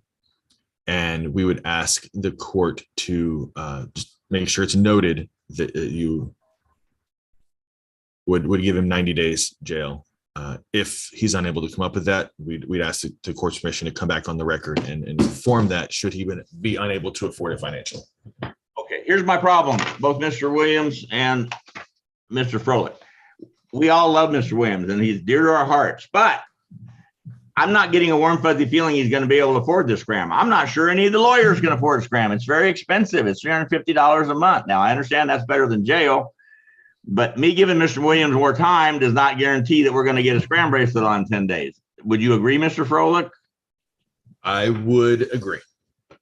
All right. Hey, Mr. Williams, how about if I revoke you, you can talk to your lawyer about this too, and I'm going to sentence you to jail for 90 days, and I'm going to have you report in 10 days. If you get a scrape, you get your finances under control, and you get the scram bracelet on in 10 days, we'll come back and I'll reform the judgment, and we won't revoke you, and we'll keep you on probation. Andrew, do you think that was a viable plan? That's a plan. That is certainly. I'm trying to be fair. Mr. Williams, is that okay with you? You got to turn your microphone back on, sir. Yes, sir. You basically saying that, you know, They get you 10 days to call mom and dad, and your lawyer's pretty wealthy. You may want to try and borrow some money from him. That's where I'd go first if I was you. Children, do I have, Judge? No, not happening. But yeah, I understand what you're saying. So it basically saying I got the 10 days to either try to get the scram or go to jail anyway. Correct. Now, if you get the scram on and you got your finances under control and you can keep it on for, the next 8 months, which is what you're going to have to do, let your attorney know as far in advance as possible. And we'll have another hearing real quick. And all we have to do is reform my judgment. I've got 30 days, I think, to reform the judgment on this MTR hearing. And if you can get your finances under control and get the scram bracelet going, we're all happy for you. And we'll do it that way and keep you on probation. And if you can't, then you've already been sentenced and you'll report to the jail at 9 a.m. on whatever 10 days from now is. Yes, sir. That'll work. All right. State, is that okay with you? All right. Mr. Williams, the cause 63252, the court accepts your plea of true with an explanation. I grant the state's motion to revoke your probation. I sentence you to 90 days in the Bexar County Jail. Assess a $700 fine plus court costs. Credit for time served, time and money to run concurrent. You report to the Bexar County Jail at 9:00 a.m. And let me find the calendar and see when 10 days is. How about Friday afternoon? 1, 2, 3, 4, 5, 6, 7, 8, 9, 10 is a Saturday. How about make it 12 days? Make 9:00 a.m. on Monday, May 9th. Andrew, does that sound fair? That sounds fair, Judge. Thank you. What about the monitor I got? Do I take it back or keep it? Well, if you're going to get a scram bracelet, get the scram active and then you take it back. If you're going to go to jail, then you can turn that in anytime. Yes, sir. All right, because you've already been sentenced. So you can turn it in tomorrow if you felt like it. Yes, sir. And Judge, for the record, Mr. Villarreal, what was your recommendation on this? It was revoked. Okay, thank you. It was revoked, yes. All right. And let me clarify on the record what my intention is so that everybody understands. Mr. Williams is having cash flow problems. I don't want to put somebody in jail because of cash flow, but on the other hand, I can't let him keep drinking and be a possible danger to himself and others. So that's kind of where I'm coming from for public safety standpoint. So we're going to give Mr. Williams actually 12 days. If he can get his finances in order or come up with a plan that will work for him and he can stay on a scram bracelet at the plus or minus $350 a month until the end of his probation in January 2023, he needs to let Mr. Froelich know at the earliest possible time. And then Mr. Froelich will let us know. We'll have another hearing. I'll come back and we'll reform our judgment. I'll change my mind. I have 30 days to do that. And I will not revoke you and sentence you to jail. I will keep you on probation with the requirement of this scram cam device. Fair enough, Mr. Williams? Yes, sir. I sure thank you. You got any questions, sir? No, sir. All right. Andrew, you might want to find out if I'm right about the 3-for-1 in jail because Mr. Williams might be interested in that answer to that one. All right. Anything further from the state of the defense of Mr. Williams? All right. Goodbye, Mr. Williams. Thank you, Mr. Froelich. Y'all excused. Andrew, just keep in touch with me, all right? Yes, ma'am. All right. Ms. Valenzuela, you ready on Ms. Payne? Yes, Your Honor. Thank you. This is cause 636-360, State of Texas versus Naomi Payne. This is a motion to enter adjudication of guilt and revoke community supervision. And the first document I have on this case is entitled Defendant's Consent to Motion to Revoke Hearing by Video Conference, which purports to have both Ms. Payne and Ms. Valenzuela's signature on it. In fact, Ms. Payne, is this your signature on this document, ma'am? Yes, correct. And Ms. Valenzuela, is this also your signature as attorney for Ms. Payne? Yes, Your Honor. Thank you. The next document I have is entitled Trial Court Certification of Defendant's Right of Appeal, which is marked, quote, is an adjudication of guilt following a deferred adjudication, and the defendant has a limited right of appeal. In fact, Ms. Payne, is this your signature on this document also? Correct. Thank you. And Ms. Valenzuela, as attorney for Ms. Payne, is this also your signature on this document? Oh, we lost her. There she is.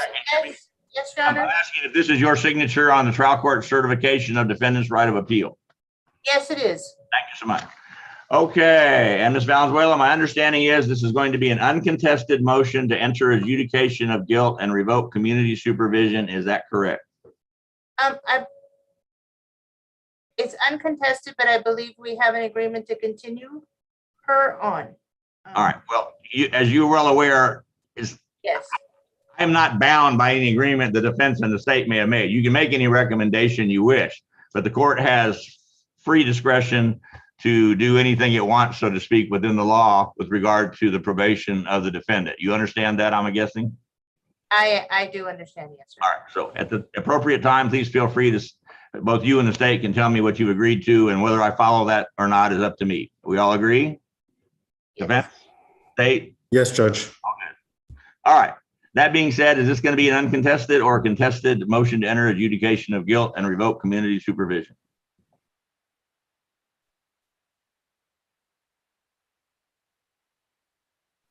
Ms. Valenzuela, is this going to be uncontested or contested? Uncontested, Your Honor. All right. Thank you so much. Ms. Payne, in cause 636360 on the motion to enter adjudication of guilt and revoke community supervision, how do you plead, ma'am? True. Thank you. Ms. Gross, would you please advise the court and the parties of the status of Ms. Payne's probation? I remind you, you're still under oath. Your Honor, Ms. Payne has been reporting as directed. We last saw her March 28th of 2022. She has paid $127 towards her fees, has a balance of $952, and is currently delinquent $301. We have no record of any of her 60 hours of community service having been completed. She has, however, completed a drug offender education program. She did undergo a gang check and was found not to be qualified for gang supervision. She has had one positive drug test for marijuana and 2 positive drug tests for methamphetamines, amphetamines. One of those tests was confirmed and it came up positive, confirmed for both amphetamines and positive confirmed for methamphetamines. This is her first violation report, first MTR. Her prior arrests include theft, 500 to 1,500, possession of marijuana, 0 to 2 ounces, possession of a controlled substance, penalty group 3, less than 28 grams, possession of a controlled substance, penalty group 1, less than 1 gram, possession of a controlled substance, penalty group 1, less than 1 gram, unlawful carrying weapon, and the instant offense. The officer is recommending that she be continued on probation, that we add the CAPSNP class, and that she undergo weekly drug testing. Ms. Valenzuela, what are you requesting? We would ask for the class, the CAPSNP class, weekly UAs until she has, like, let's say 4 that are clean. She states that she has completed, she has paid for her hours of community supervision, and we will provide that to her probation officer again. We're asking that she be continued, Your Honor. State recommendation? Your Honor, the state agrees with probation's recommendation, but would add substantial compliance within 10 days. Okay, this is where my mere 42 years of doing this comes into play, and we're going to ask Ms. Gross for her expertise also. Methamphetamine addiction kills people. It's just that simple. I don't have a viable, realistic option to send Ms. Payne to inpatient drug alcohol rehab for 6 months, because that's exactly what she needs to save her life, in my opinion.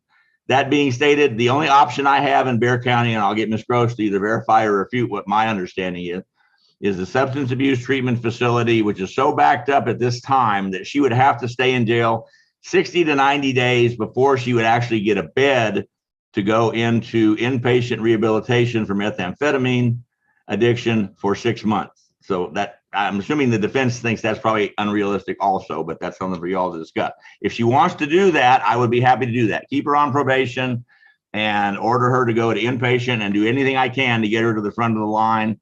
As you're well aware, I don't have a lot of options in that regard. Ms. Gross, would you please refute or confirm that my understanding is what the probation department's understanding is on this drug? Yes, sir. Methamphetamine is definitely a nasty drug, and it is killing people left and right. Rehabilitation would be the best option for the defendant. However, as you stated, it is taking 60 to 90 days for them to even get evaluated. And then once they're evaluated, it's taking, up to another 30 days to even get them over there and into a bed. But definitely something needs to be done to make sure that she protects herself and the community as well from using this drug and being under the influence. All right, Ms. Valenzuela, your two options are A, and y'all can go back in the chat room in a moment and discuss these two options if you wish. But A, I will keep her on probation. I will take away her deferred. She'll be on regular probation. She'll be convicted of unlawfully carrying a weapon, but she will stay on probation if she wants to volunteer for the substance abuse treatment facility, knowing full well in advance that's going to require 60 to 90 days of jail time before she actually gets into the program. The program would be 180 days of inpatient drug rehab. The only other option I have is revocation, and I assume a year in jail. And I think the sheriff's given 3 for 1, so that's probably 3 or 4 months in jail. But I can't guarantee what the sheriff's quotient is these days. Would you like to go in a breakout room and chat about those two options with Ms. Payne? Yes, and Your Honor, but before, and this is my understanding, and I could be wrong. If Ms. Payne, these tests, I believe, were done in February, and she stated there could be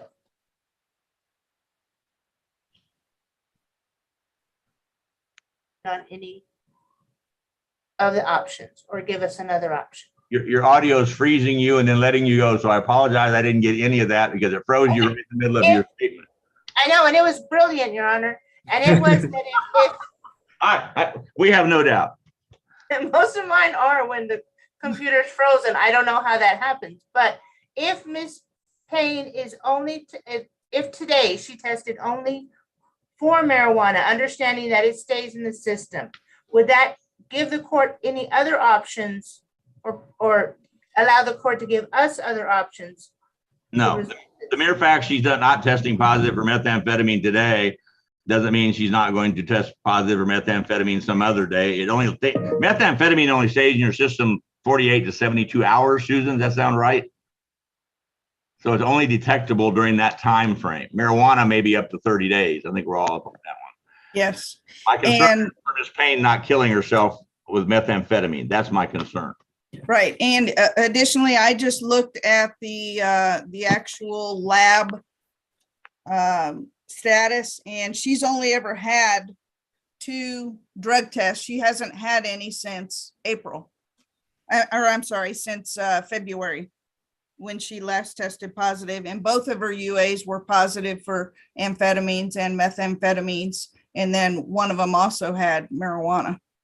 Anyway, Ms. Valenzuela, would you like to go in the chat room and talk about your two options with Ms. Payne? Yes, Your Honor. Let's do that.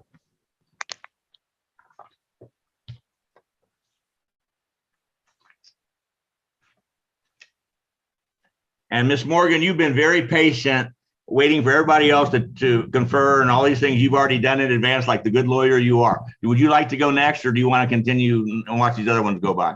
I would love to go next, Judge. Hold on, Your Honor. Ms. Gomez, you need to go into, no, that's right. Never mind. I apologize.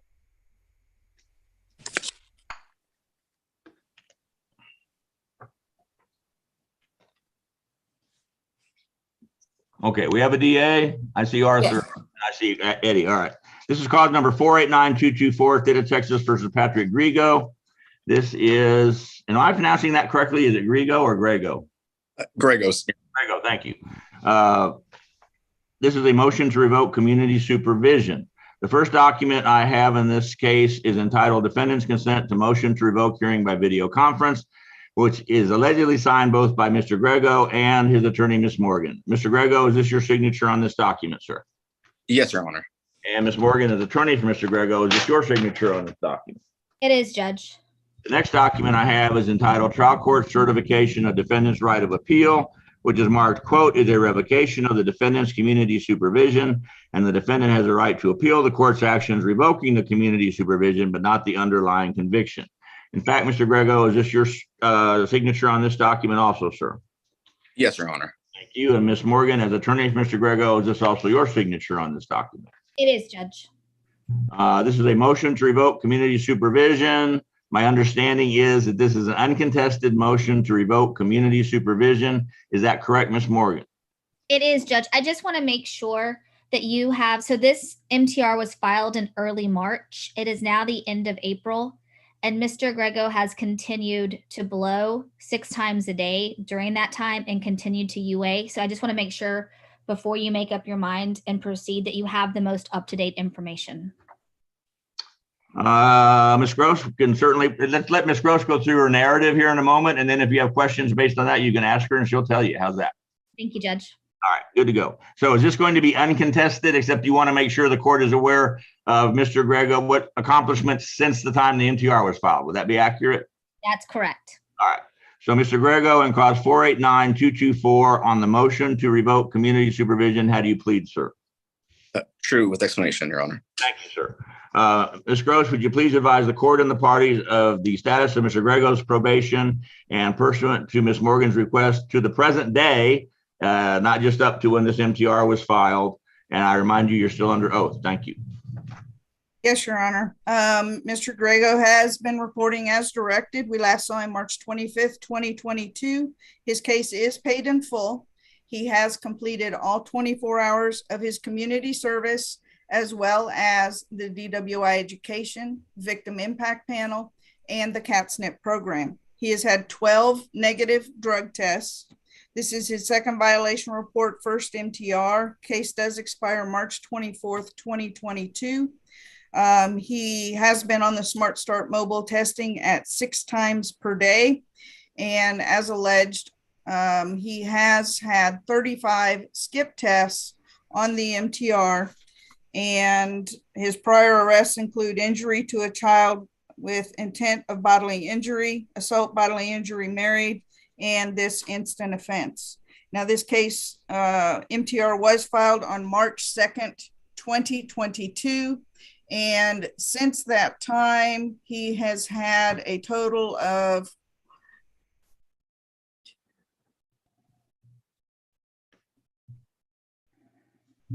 6 skip tests, with 2 being most recently back-to-back on April 24th. His officer is recommending that his probation be terminated unsatisfactory. I believe it was actually satisfactory. I Just a second, Ms. Morgan, let me clarify one thing, and then you're welcome to jump in and ask Susan questions or make your statement or whatever. But how many total skips on the Smart Start mobile device do we have from Mr. Grego over what period of time, I guess is the question. 35. And then since how many months, over how many months is 35 skips? Do we know? That would be starting, excuse me, back in October, or I'm sorry, starting back from August to September, where he had 8 skips. September to October, he had 3. October to November, 3. November to December, 3. December to January, he had 10. January to February, he had 8. And then records reflect most recently from February to March, he had 1. And then March to April, he had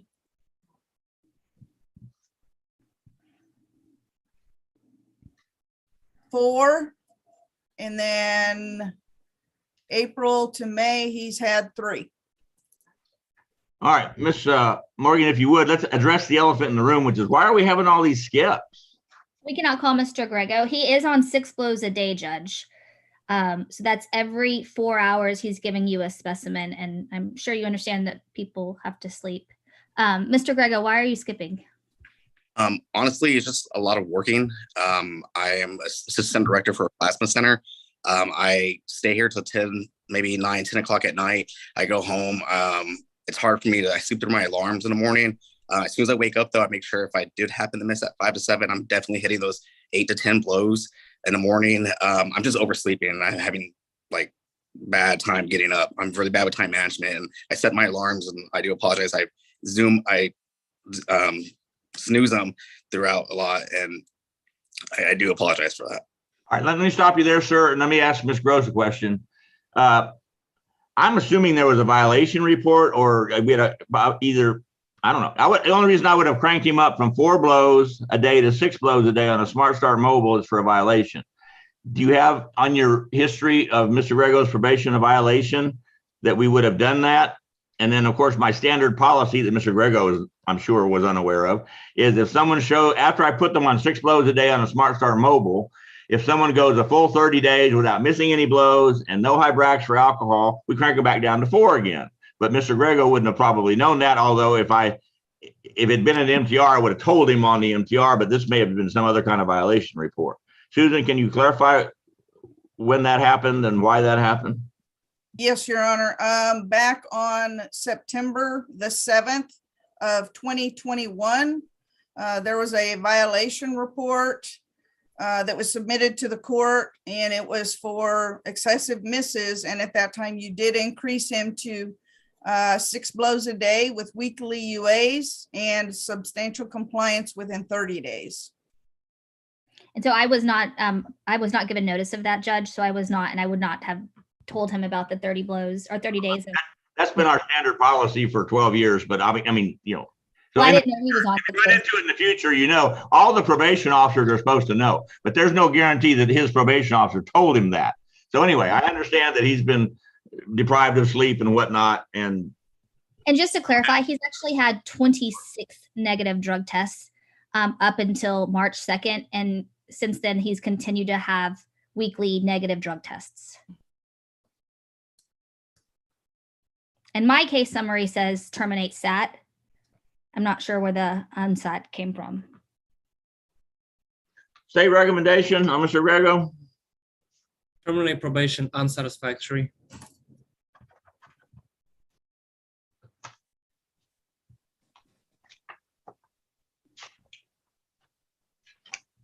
And for the record, Ms. Morgan, it says that if the MTR hearing occurred prior to expiration, it would be SAT. And if it occurred after, then it would be unsat. And we are beyond the expiration date. Well, that's because I couldn't get a setting. I got a plan that's going to make most people happy.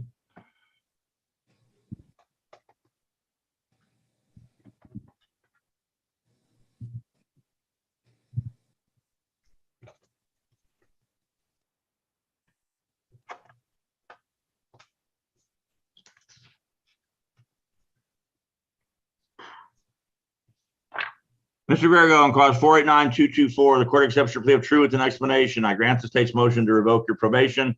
I sentence you to 30 days in the Bexar County Jail, assess a $400 fine plus court costs, credit for time served, time and money to run concurrent, judgment satisfied.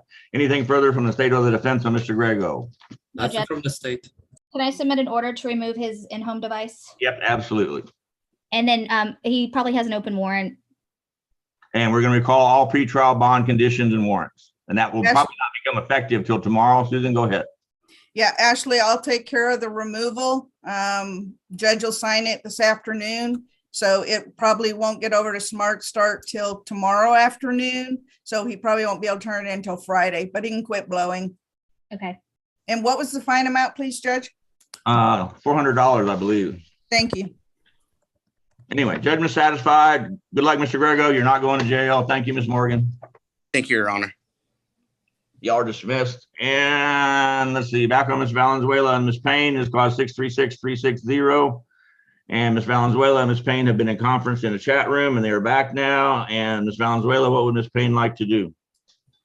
She would like to take this, can be placed on probation with treatment, Your Honor. The Okay.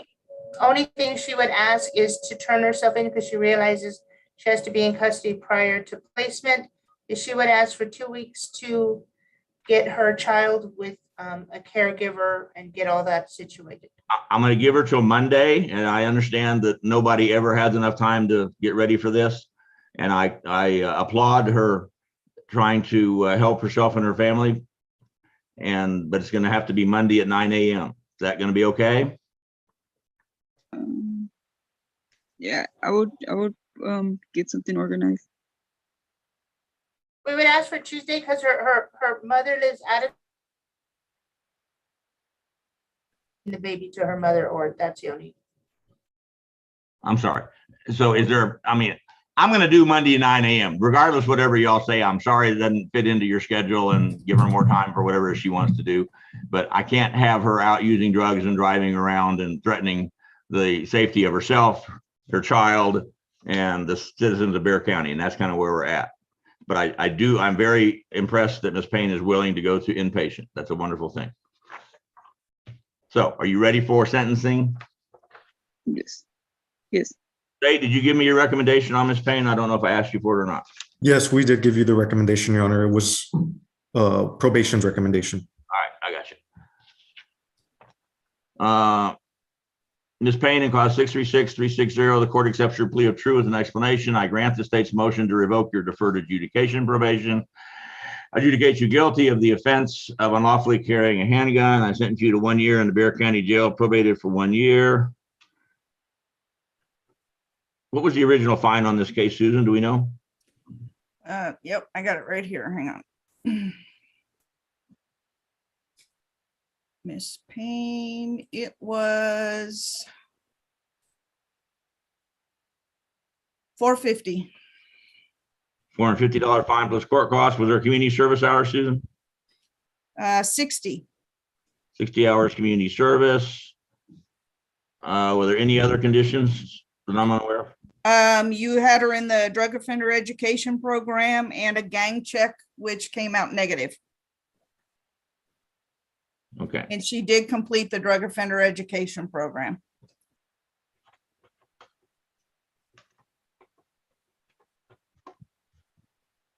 Susan, please research and find out what I can do to try to get her moved up in the batting order and get her into SATF at the earliest possible time.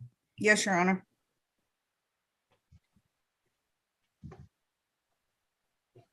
Okay.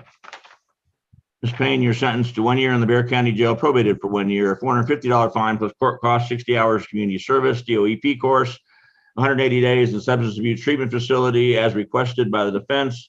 Remand without bond until SATF opening. You return yourself into the Bexar County Jail at 9:00 a.m. on Monday, May 2nd, I believe. Does that sound right?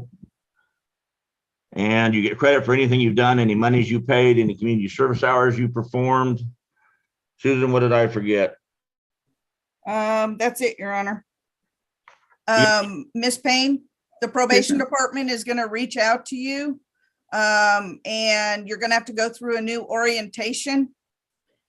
It will probably, Judge, actually, can we have her report on Tuesday? Because by the time they get the paperwork and get everything set up, Sure. I think the earliest they could do the orientation would be on Monday. All right, so May 3rd at 9:00 to the jail. Will that be right, Susan? Yes. May 3rd, 2022 at 9:00 at the Bexar County Jail. Yep. So you're gonna have to go through a new orientation, sign all new paperwork and all of that. And then on the next Tuesday, then you'll turn yourself into the jail. Okay. Okay. And if you don't hear from probation by like 2:00 on Friday, call the number that's listed in the chat, which is 210-335-7446, and let them know that you had a reformed judgment and were put back on probation today, and you need an orientation because you have to turn yourself in for SATF. Okay. Okay. And this is Friday, right? Yeah, if you have not heard from them by like 2:00 on Friday, call them. If Okay. they've already reached out to you by then you don't have to worry about it. Okay. All right, good luck, Ms. Payne. If you have any further questions, please call Ms. Valenzuela. And Okay, thank you. anything further from the state or the defense on Ms. Payne? Nothing from the state, Judge. Nothing from the defense. May I be excused, Your Honor? You may. Mr. Diaz was able to make it. Did we get Mr. Fenari back? No, Your Honor, and Mr. Diaz has not signed the paperwork. I understand. Get Mr. Fenari on the phone and see if we can get him to sign back in. I will, Your Honor. Mr. Diaz, thanks. Hang on, Bo. Mr. Diaz, thanks for showing up. We're going to get your attorney back in. Y'all can chat, okay? Thank you, sir. Okay, and also, Mr. Diaz, you should have gotten some paperwork in your email via Adobe Sign. You need to go in and sign that paperwork right now. Okay. Give me 2 minutes, Bo. I'll be right back with you. We're ready to go on Ms. Gomez.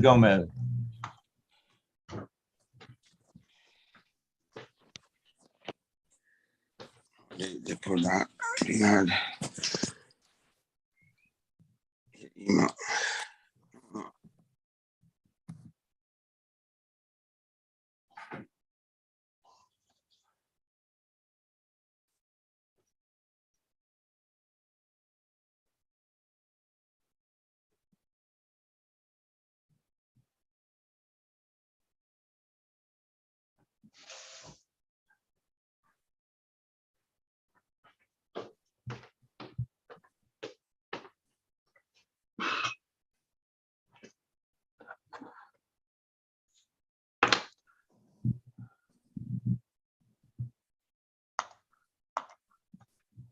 Okay. Mr. Wood, are we ready to proceed on Ms. Gomez? Yes, Judge. This is cause number 659-866, State of Texas versus Janet Gomez. This is a motion to enter adjudication of guilt and revoke community supervision. The first document I have on this case is entitled Defendant's Consent to Motion to Revoke Hearing by Video Conference that purports to have both Ms. Gomez signature and Mr. Wood's signature as attorney. In fact, Ms. Gomez, is this your signature on this document, ma'am?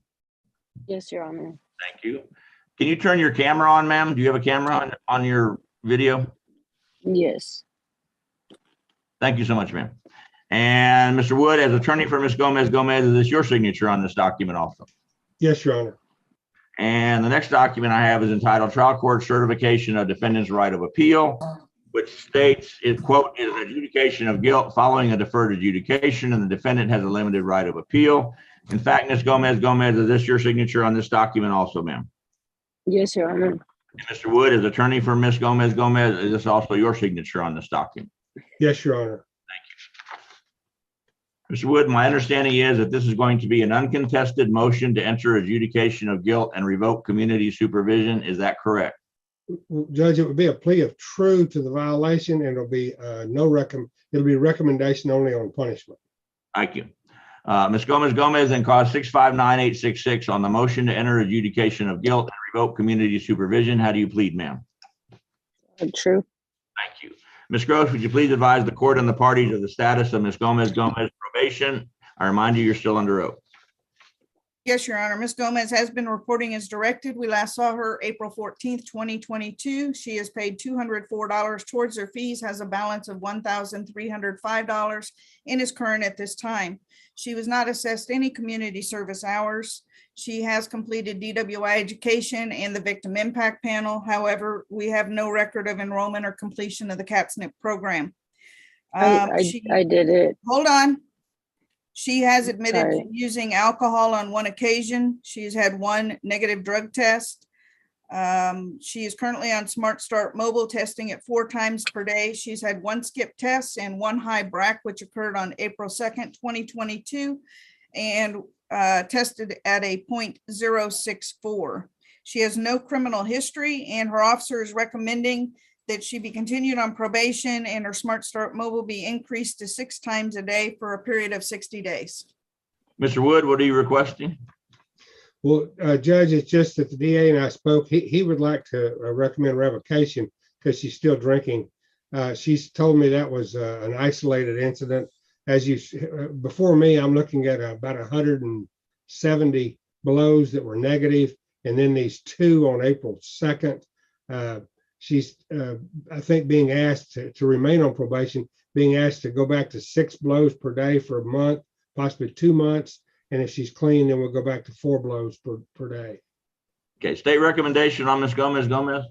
Revocation, Your Honor. And you guys are tough. Is this the first incident of drinking and the state's on you like a chicken on a June bug? Is that kind of where we're at? I've got Arthur trained up too tough. All right, I got it. And I talked to Arthur about, was it anti-abuse? Didn't we used to do anti-abuse where they'd come in once a day and take the pill? I'm going to follow your guide, Bo. Because you're a certified criminal specialist and everybody has to listen to what you say. Okay, Ms. Gomez, in clause 659-866, the court accepts your plea of true with an explanation. I deny the state's motion to revoke your deferred adjudication probation. Order you continued on deferred adjudication probation with all prior requirements and no sanction at this time, although I have the authority to put you in jail for 30 days to get your attention. Will that be necessary, Ms. Gomez? Please, no, Your Honor. Okay, good. Altering and amending your conditions, modifying your Smart Start mobile device from 4 blows a day to 6 blows a day. Now listen very carefully. If you show me a 30-day period of time where you're blowing 6 blows a day in the Smart Start mobile device, you don't miss any blows and there are no hybrax or alcohol, I'll crank you back down to 4 blows a day, which means you get to sleep again. It's a wonderful thing. But I won't know you've done that unless you let me know. So you got to let Mr. Wood know. He'll let me know. I'll confirm it through probation, and then we'll crank your machine back down to 4 blows a day. I'm going to put you on weekly UAs. Show me 4 clean weekly UAs. That's 4 weeks of weekly UAs that are clean and don't have heroin or some other colorful substance in them. And I'll crank you back and put you back on the monthly UAs again. And then other than that, I'm going to order substantial compliance on all other areas of your probation. Any programs that you or classes you have not registered for, you need to be registered for in 10 days. You may not start them in 10 days, but you'll be registered for all these things. You'll be working on your community service or anything else that's a requirement, and you know what you need to do. Do you understand, ma'am? Yes, Your Honor. You're not going to jail. All good. You just got to stop drinking, and it'll all work out. That be okay? Oh, yes, thank you. All right. I'm sure Mr. Wood has told you very clearly and unequivocally, if there are any more problems, then I'm the first one to put you in jail to stop you from drinking. We understand each other? Yes, yeah, Your Honor, She did tell me, go ahead, Jen. Yeah, go ahead. Just that she did test positive yesterday. Her grandmother died and she, in reaction to that, had some drinks. And so she wants to be sure you're aware of that before that comes back. I appreciate your honesty. I'm gonna continue with what we're doing. We're not going to, it's not alleged on this MTR. It could be alleged on another MTR, but it's not my intent to do that right now. And thank you for bringing that to my attention. It's my intent to stop you from drinking. And I'm hoping to do that by changing the way you think about alcohol. I'm sorry you lost your grandmother, but that should not make you drink a drink when you're on probation and know you're going to get in trouble. So I suggest that you listen very carefully to what Mr. Wood tells you. He's the pro from Dover on all this stuff, and he knows me very well. If you do good, we'll do everything we can to help you. If you do bad, you're going to go to jail ultimately if I can't stop you from drinking. Do we understand each other, ma'am? Yes, Your Honor. Susan, do you have any input for us? Yes, Ms. Gomez, later this afternoon, you're going to be receiving an email from me via Adobe Sign. It will contain your new conditions. You need to sign that and return it to me immediately today. Okay. Okay. Also touch base with Mr. Ovalle. Let him know that you were in court this morning and that the judge increased your blows and also placed you on the weekly UAs so that he can give you your new blow times and set you up on the call line. Okay. Okay. Do you have any questions? No, thank you. All right. Good luck to you. I'm done, Judge. Good luck, Ms. Gomez. Thank you, Mr. Wood. Y'all are dismissed. Thank you, Your Honor. You bet. Mr. Rickerson, did you get a chance to confer? Yes, I did, Your Honor. I spoke with Arthur for. All right. Are we ready to proceed? I think so, yes. Have we heard from Mr. Funari? Your Honor, I have texted him. I have not had any response at this point. Excuse me. I was supposed to sign some emails. This is Mr. Diaz. I haven't gotten that email. It would be under Adobe Sign. Verify his email, Pat. Adobe. Yeah. Let me send you another reminder while we're waiting and then look out for it. Why don't you confirm his email address? Make Thank sure you, we're not making a mistake on his email address, Okay, what is your email address, Mr.? Jeff Diaz 982@gmail.com. Okay, And I don't have Ron Funari's cell number, so I can't call him. If you text it to me, I'll call. yes, Your Honor. Okay, I'll verify it and I'll get. All right. This is cause 638844, State of Texas versus Kevin Hogan. Representative Mr. James Rickerson. This is a first amended motion to revoke community supervision. First document I have on this case is entitled Defendant's Consent to Motion to Revoke Hearing by Video Conference, that is purportedly signed both by Mr. Hogan and Mr. Rickerson. In fact, Mr. Hogan, is this your signature on this document, sir? Your microphone is turned off, sir. There you go. Yes, it is. Thank you, sir. And Mr. Rickerson, as attorney for Mr. Hogan, is this your signature on this document? Yes, Judge, it is. All right, thank you. The next document I have is entitled Trial Court Certification of Defendant's Right of Appeal, which is marked, quote, is a revocation of the defendant's community supervision, and the defendant has a right to appeal the court's actions revoking the community supervision, but not the underlying conviction. In fact, Mr. Hogan, is this your signature on this document also, sir? Yes, it is. And Mr. Rickerson, as attorney for Mr. Hogan, is this also your signature on this document? Yes, Judge, it is. Thank you. This is Mr. Rickerson. My understanding is that this is going to be an uncontested first amended motion to revoke community supervision. Is that correct? That's correct. Mr. Hogan, in cause 638844 on the first amended motion to revoke community supervision, how do you plead, sir? Your Honor, I'm sorry. He's pleading to a specific allegation in the motion to revoke. All right, that's fine. Which one? I have several paragraph number 2s, and for the record, we'll call them 2A and 2B. And then I also have a 2C. It's number 2, the allegation of consumed alcohol on February 10th. All right, that would be 2A for the record. Would that work? So true with an explanation on 2A, would that be okay? Yes, Your Honor. Is that okay with you, Mr. Hogan? Yes. All right, thank you, sir. Mr. Gross, would you please advise the court and the parties of the status of Mr. Hogan's probation? Yes, Your Honor. Mr. Hogan has been reporting as directed. We last saw him on April 5th, 2022. His case is paid in full. We have no record of any of his 48 hours community service having been completed. He has completed DWI education, victim impact panel, CATSNP program, or I'm sorry, drug offender education program, but we have no proof of completion of the CATSNP program. He has had 1 positive drug test for alcohol, which was confirmed, 5 negative drug tests, and 1 diluted drug test. He is currently on Smart Start Mobile testing at 4 times per day. As alleged on the motion, he has had 18 skip tests and 3 high BRACs. Since he's been on probation, however, he's had a total of 74 skip tests. His first high BRAC occurred on February 2nd, 2022 at 0.027 at 7:56 in the morning, and he failed to do a retest. His second was on April 2nd, 2022 at 0.022 at 8:15 in the morning. He failed to do a retest. Then his third high BRAC was on April 19th, 2022 at 0.027. And again, he failed to do a retest.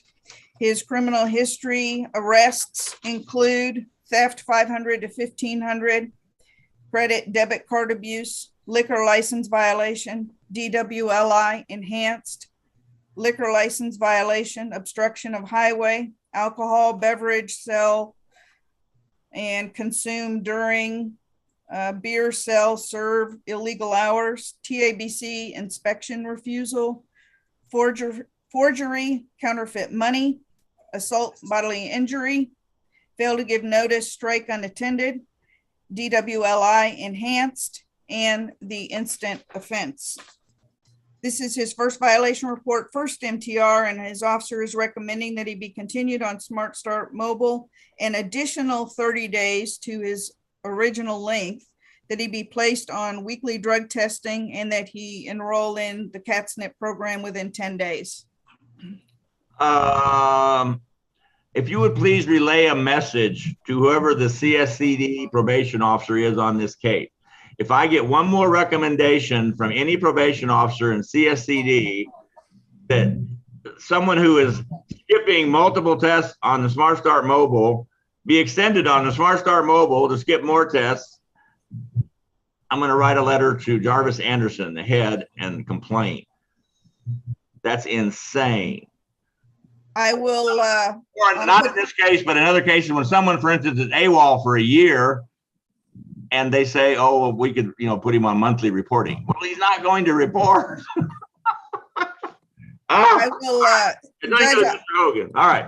I will compose an email to the officer, their manager individually, and then I will also come up with a blanket email to your County Court 6 team as well. That'd be a wonderful thing. Thank you. Mr. Rickerson and Mr.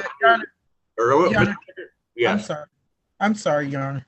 Didn't mean to interrupt. I did have a response to some of those allegations I think the court needs to know about. Sure. Go ahead. Judge, I believe I represented Mr. Hogan when he was placed on probation. And one of the issues that came up was the CATSNP program. And you specifically said that he did enroll in a similar type of program. And that's exactly what he did. Now, somehow that information wasn't transmitted to the probation department. So now we've got this violation that he is not enrolling in the CATSNP program when you specifically ordered him to be able to enroll in a similar type program, which is exactly what he did. So that's hang on just a second, Mr. Rickerson. Right. I'm not excited about all that, but I have just a vague recollection. What was the reason that Mr. Hogan did not want to attend the CATSNP outpatient drug program in person? I think that was the issue, was it not? Right. Yeah, and I think it was because it was COVID and he was having health issue problems at that time, and we brought it to the attention of the court, and the court ordered that there would be an alternative to the CATSNP program, which he actually enrolled in. Okay. And let me back up. As of right now, is Mr. Hogan's medical condition better and he would be willing to do that in person or not? Well, I believe he's already done the alternative, Judge. I think it was like, well. What course did Mr. Hogan complete, please? I sent that over. We can let him answer. I think I sent that over. Mr. Hogan, what outpatient drug course did you do online, I guess? Is that correct, sir? I have to look it up in my email to see exactly the name of that program.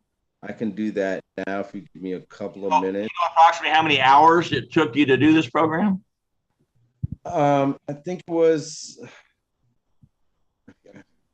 36. I'm not real certain. Right. Don't hold me to that. I'm looking it up right now as we speak. Judge, I'm reviewing his record right now. We have not received any sort of documentation or proof of this class. The only thing that we have on record are his DWI and victim impact panel completions and the drug offender education program completion. But after that, we don't have anything. All right. I'll stop talking about the outpatient drug program. We've got plenty of time to do that if we need to do it. And maybe you've already done it and you're going to get credit for it. I don't know. You got to provide that. 32 hours. Oh, I'm sorry. I'm sorry. What's the name? It's a 32-hour program. Okay. Let me see the name of this. What's the name of it or who gives it? I took it in Kendall County. Hold on. Let me see. And also, Judge, he was originally ordered to CATSNP. Everybody stop talking, please. Go ahead, Mr. Hogan. DWI intervention class. That's what it's called. All right. That's not the right one, but that's nothing wrong with that one. All right. That being said, Susan, go ahead. Yeah, he was originally ordered to go to CATSNP, and he originally was granted permission to not go in person. And at the time, the classes were available online. Okay. Then there was a supplemental report that was done later and you ordered him to go to Kat's IOP in person because everything had opened back up, because he had violations, which the court was made aware of, and that's why you ordered the IOP in addition to the CAT SNP. So technically, he owes us CAT SNP and CAT's IOP both. That's not true. I was never given that information. And initially, the judge didn't order me not to take CAT SNP in person. He said to find an alternative course that would be sufficient to replace the CAT SNP program. That is exactly. He didn't say that I was. Everybody stop talking. Mr. Hogan, stop talking. Everybody stop talking. Mr. Hogan, I'm not worried about your outpatient drug program, okay? We're going to look at what you've done, and if it's the right one, you get credit for it, and if it's not, we'll come up with a new one. And if you don't want to do it in person, it's okay. We'll do it online. I'm not worried about that. I'm worried about the fact that this outpatient drug thing is not working, and you're still drinking, and you're skipping blows on the Smart Start Mobile. Let's talk about that, Mr. Rickerson. That's the elephant in the room. Okay, Your Honor, in what I'm going to do, because I wasn't there, I'm going to let Mr. Hogan explain now in the, I think the violation number 14. I want to just focus the court's attention, draw the court's attention to number 14. It says that for the period February 9 to March 9, he skipped 7 tests. And then from March 9 to April 9, he skipped 11 tests. I would like Mr. Hogan to explain to the court what were the circumstances of those so-called skip tests. Sure. Your Honor, initially I explained to my probation officer that I work late. I may close down late, and so that the morning test, I may oversleep sometime. Probation officer said she gave me the information and said, Mr. Hogan, that's fine. As long as you're within a window of say 15 to 20 minutes, I will not count that as a violation against you. Just make sure you blow immediately. Don't wait too long. So those tests were always taken shortly after the cutoff time. I didn't mean to oversleep, but when I did, I made sure I caught it in sufficient amount of time within 15 minutes. It was never like an hour later or anything, or a test that I did not take altogether. Those tests were taken shortly after that cutoff rate. And it wasn't until I had an MTR that it just became this mountain where she just threw everything together and said, okay, these are skip tests. I was given a grace period that she allowed me to have when we talked about that issue about me not getting the sufficient amount of sleep, or where I may oversleep during those morning hours. Those were the tests that are called skip tests, not really skip. They were just a little late, shortly late after that blow window expired. Okay. They were all passed. Anything further, Mr. Rickerson? I know this is off the subject, but Your Honor, I would like him to explain about his community service and his fees. Are they paid up to date, your fines? Yes, all my fines are paid up to date. The community service, I paid that out. They gave me a list of I show you paid in full on those things. And community service, I don't know. Susan, do you have any record of community service payments? No, I do not, Your Honor. All right, that doesn't mean that's already done. I'm not worried about that. I'm worried about drinking and skipping tests. That's where I'm focused. Like I said, I didn't skip the test, Your Honor. I overslept. I blew, and they were not positive tests, but I passed them. I don't believe that they were any tests that I didn't pass within a 15 to 20 minute period. I may have overslept.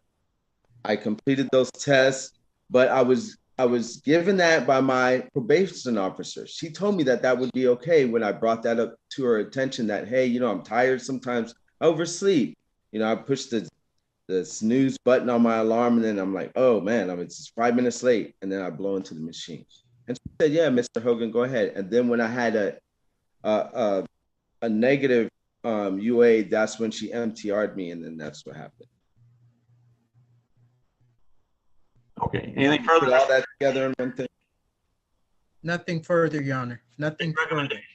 Thank you. State recommendation? The state recommends revocation, Your Honor. And the main reason for that is there's an allegation of a diluted sample. Your Honor, can I briefly take up that like 2 minutes? Sure. Now, I'd have to ask Mr. Hogan. Mr. Hogan, when you give a urine sample, do you provide it to them, or are they in the actual room when you give the sample? Yeah, they're there watching you when you. Okay. And is it true sometimes you can't give a sample and they tell you to drink so that you can give a sample? Yes, if you can't go, then they ask you to drink more water or water from the fountain or whatever, so that you can have enough urine for the sample. And they watch you do it? Oh yeah, of course. Okay. And I think that was a concern that Arthur, Mr. Reed had about the diluted sample. What were the circumstances of it? Did he actually give it to him or bring it in, or did they actually watch him provide the sample? And according to Mr. Hogan, they watched him actually provide the sample. And I don't understand how that works. I don't know if drinking extra water will yield a diluted sample submission. It won't. All right, here's what's going on.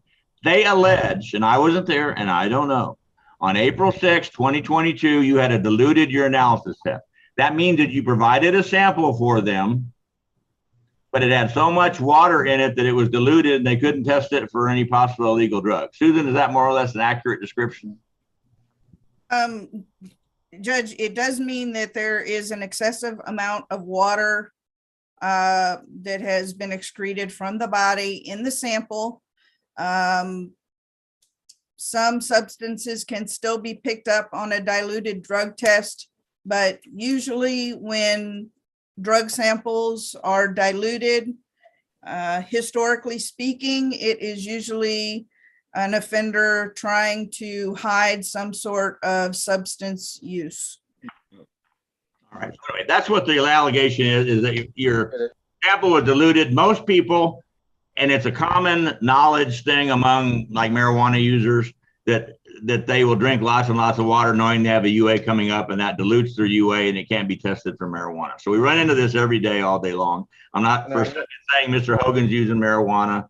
I'm just saying that he had a diluted drug test, which indicates that he drank too much water. Yes, If Judge. if I had diluted drug test, I would have took the drug test immediately again, the next day, the next hour. If that was brought to my attention, I would take the drug test immediately after, because I'm not using. That's what I'm telling you. I'm not doing that kind of thing. And I understand that you are, sir. All right. There's mistakes that can happen. And if that's brought to my attention, I will go to whatever stakes I need to do to clear my name. And that's what I want to do. Okay. Go ahead, Susan. Our concern is that he had a confirmation test done on an alcohol positive that occurred on February the 10th, and it was confirmed alcohol use. And then he had a diluted test, and I think that is what his officer's concern was, is that maybe he had been consuming alcohol and was trying to flush his system. And hang on just a second. Pat, are you still with us? I got to pay my rent today. Pat? Yes, Your Honor, I'm here. I got Mr. Finari back on with us. Can you put Mr. Finari and Mr. Diaz in a chat room? They've already done that, Your Honor. Done that. Great. All right, then we're good. Thank you. Let's finish this then. Okay, I got it. And here's my issue, Mr. Rickerson. If Mr. Hogan is willing to volunteer to use a scram cam device, which is an ankle bracelet, which detects alcohol, I think he's got 6 months left on his probation. If he's willing to use that, and then he can turn in his Smart Start Mobile, that'll save him the $95 a month. It's going to cost him, I think, $350 plus or minus a month for a scram cam device. Then I'll have a warm, fuzzy feeling he's not drinking. Otherwise, I don't, he's got too many skips going here. I've heard his explanation. I've got 1,500 people on probation, And, you know, I don't get that explanation very often, but I do get it. So that's what the situation is. So it's either he volunteers to do the scram bracelet for 6 months, and I'll just keep him right on probation. He goes right back to what he's doing. He just doesn't drink. And otherwise, I'm going to revoke him. That's where we're at. Y'all want to go chat about the 2 options? That scam, the ankle bracelet destroys your ankle. It hurts Talk to my your attorney, sir, and then you can come back and talk to us. Will that be okay? Your Honor, just one more time, because I think we're ready to go now. What were the options once again, Your Honor? 2 options. A, if Mr. Hogan is willing to volunteer to utilize what we call a scram cam ankle bracelet device that detects alcohol 24 hours a day. You don't have to blow into it. We won't have any more blow into it problems. He's going to have to keep it on for the duration of probation, which I think is about 6 months. He went on probation, best I can tell, on or about October 14th, 2021. So it's now basically May, June, July, August, September, October. That's 5.5 months. If he's willing to keep a scram cam device on during that time, I will not revoke him. I will continue him on probation and order that as a condition. Once the scram is active, he can turn in his Smart Start mobile device, and that'll save him the $95 a month from that. If he doesn't want to do that, I understand that I'm going to revoke him and give him a jail sentence. So y'all want to go talk about those 2 options? Yeah, I think we need like 5 minutes, Judge. I'll even tell you, theoretically, I have a 1-year duration of, if I revoke him and want to put him in jail, I can put him in jail for 1 year. This is a Class A, but because he's done some things, I'd only make it 6 months. And if the sheriff gives him 3 for 1, that's probably 2 months, but I don't know what the current sheriff quotient is for people in jail. So I can't guarantee any of that. I'm just trying to be as truthful with you. Right, and that wouldn't be an option because he owns a business, and that just wouldn't be an option. Judge, just one question. I only have one question, and I think maybe we can settle this now, and that would be this: if we put him on there, is it possible? And I don't know the court's policy, but would it be possible that we could come back in 3 months and revisit that? Sure. If he's clean for 3 months, and that may save him some more money. I know it's $350. If you understand, no promises expressed or implied. Right now, as we speak, my intention is to keep him on it for 6 months. Right. Stays on probation, I have every right to do that. But I will be happy if he can go squeaky clean for 90 days. You've certainly got something to talk about. I agree with you wholeheartedly. Okay, then Judge, I'm going to take it off because obviously if he's squeaky clean in 90 days, that means it's working. You mean working? I'm not doing anything wrong. All right, please go talk to the lawyer in the chat room, and I'll be back with you here shortly. If you'll go into room 3, join room 3 so that you and Logan can talk, Mr. Richardson. Mr. Okay. Logan, join room 3 so you can talk to him. Okay, thank you. Your Honor, you need to sign Mr. Diaz's paperwork. All right, let me take a quick break and do that. Stand by. Now, Mr. Fenari, do you need to talk with the DA while the judge is doing this? Yes, very briefly, Pat. Of course. Thank you. Thank you for coming back. Yes, ma'am. Okay, I guess it would be Arthur on this. Arthur, go back into 4 and I'll put Mr. Fenari in there. Okay.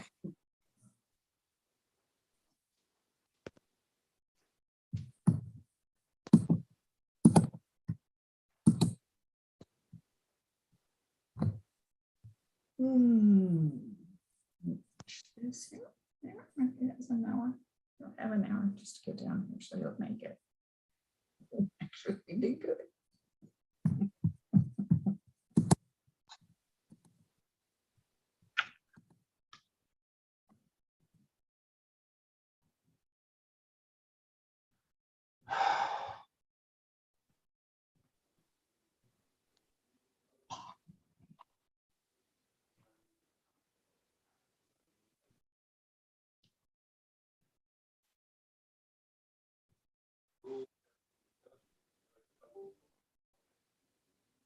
Judge, I just sent you a text message. Okay, thanks.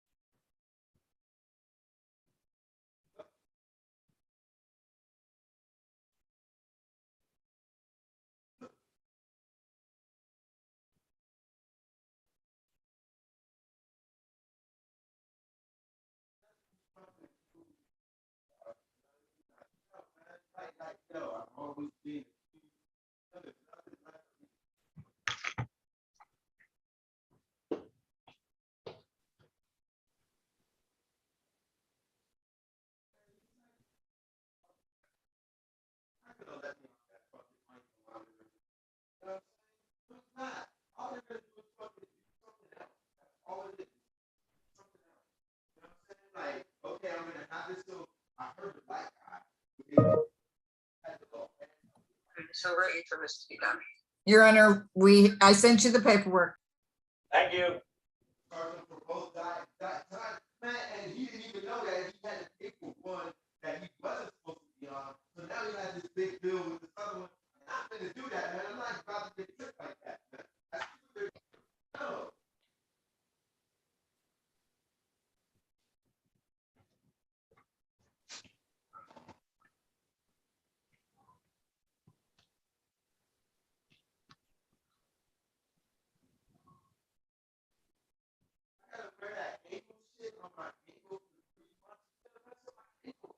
Like I was on house arrest last time for a month. I read some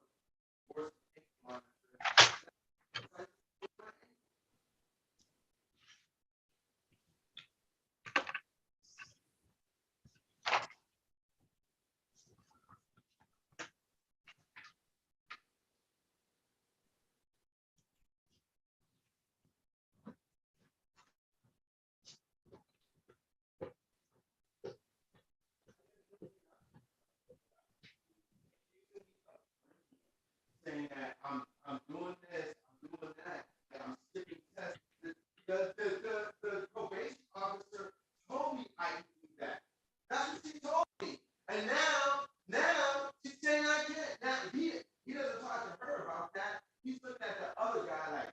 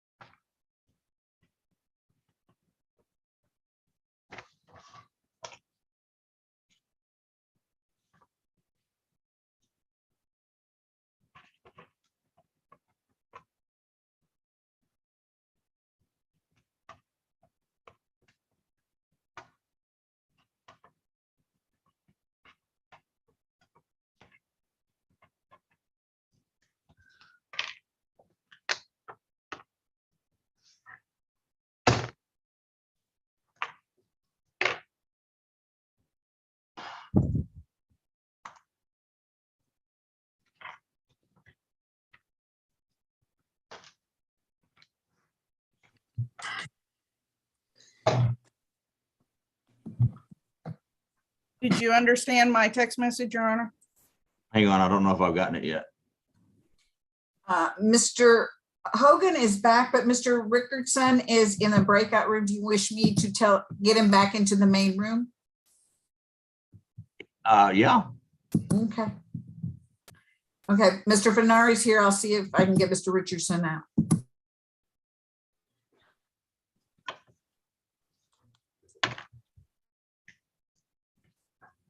We're looking for Mr. Rickerson. We've lost him in the Bermuda Triangle, County Court 6 Zoom. He's hovering in outer space somewhere, Judge.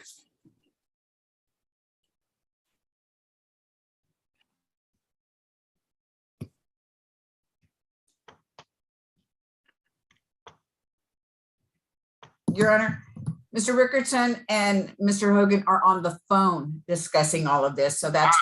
Let's start with Mr. Diaz. This is cause 6. We have a DA with us. Yes. Eddie's with us? Okay. This cause 630-850, State of Texas versus Jeffrey Diaz. This is a motion to revoke community supervision. Mr. Diaz is representative of Mr. Ron Funari. The first document I have is entitled Defendant's Consent to Motion to Revoke Hearing by Video Conference that purports to have both Mr. Diaz and Mr. Funari's signature on it. In fact, Mr. Diaz, is this your signature on this document, sir? Yes, Your Honor. Thank you. And Mr. Funari, as attorney for Mr. Diaz, is this also your signature on this document, sir? It is, Your Honor. Thank you. The next document I have is entitled Trial Court Certification of Defendant's Right of Appeal, which is marked, quote, is a revocation of the defendant's community supervision, and the defendant has a right to appeal the court's actions, revoking the community supervision, but not the underlying conviction. In fact, Mr. Diaz, is this your signature on this document also, sir? Yes, Your Honor. Thank you. And Mr. Funari, as attorney for Mr. Diaz, is this also your signature on this document? It is, Your Honor. Mr. Funari, my understanding is that this is going to be an uncontested motion to revoke community supervision. Is that correct? Well, Judge, I just spoke with the DA. I'm not sure. I think we maybe needed to talk to probation briefly to find out what's going on with the case, just because he should have been done with his probation back in January. Well, this is allegedly a diluted urinalysis test on December 14th, 2021, and a positive urinalysis test for cocaine on November 15th, 2021. He went on probation January 7th, 2021 for a term of 1 year. So he would have been on probation until January 7th, 2022. That's correct, Judge. That's correct. And this was filed on January 5th, 2022. So it's okay. That was my question when it was filed, Judge. That sounds good. Okay. So is this going to be a contested or uncontested motion to revoke community supervision? I believe it's uncontested. And he's not going to revoke, though. Well, I mean, that's up to me, actually. So yes, Judge, yes. I hear both your recommendation from the defense and the state, and then I'll make a decision. Mr. Diaz, in cause 630-850 on the motion to revoke community supervision, how do you plead, sir? Guilty. Normally, it's going to be true or not true, sir. Oh, it's true. All right, thank you, sir. Ms. Gross, would you please advise the court and the parties of the status of Mr. Diaz's probation? Yes, Your Honor. Mr. Diaz did well as far as reporting. He was last seen on April 20th, 2022. His case is paid in full. He was not assessed any community service hours. He's completed DWI education, victim impact panel, and the CATSNP program. On July 27th, 2021, his Smart Start mobile device was removed as he completed that term satisfactory. He has had 9 negative drug tests, 2 diluted drug tests, and 1 positive drug test for cocaine.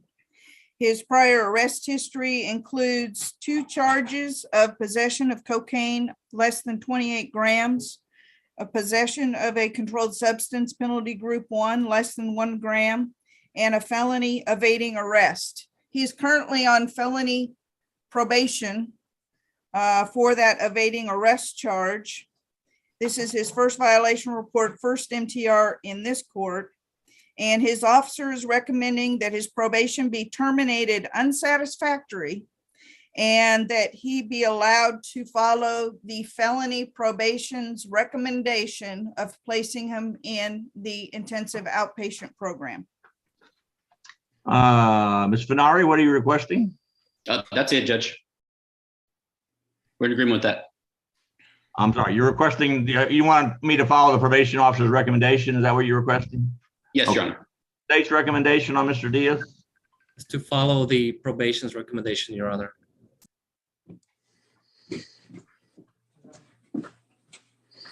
And Mr. Diaz is currently active on felony probation. Does that sound right? And the felony court is going to put him through some sort of outpatient drug program. Is that my understanding, Mr. Funari? Is that your understanding? It is, Your Honor.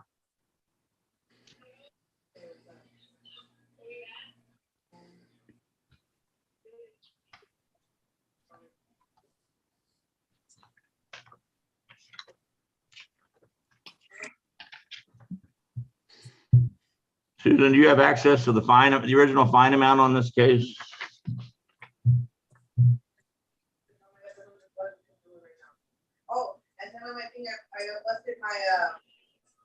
Yes, I do, Your Honor, and I'll get that for you. Also for the court's record, he was placed on that felony probation on December 22nd, 2020 for a period of 5 years, and it is a regular probation. And his fine on this case, it looks like he was not given a fine. Let me double check his capias though, Your Honor. Yeah, and they told me how that one to fix it, so if you need to put that one part into, but they're not allowed to do it. But go on, we'll follow it over that. Okay. No, there was no fine that was imposed.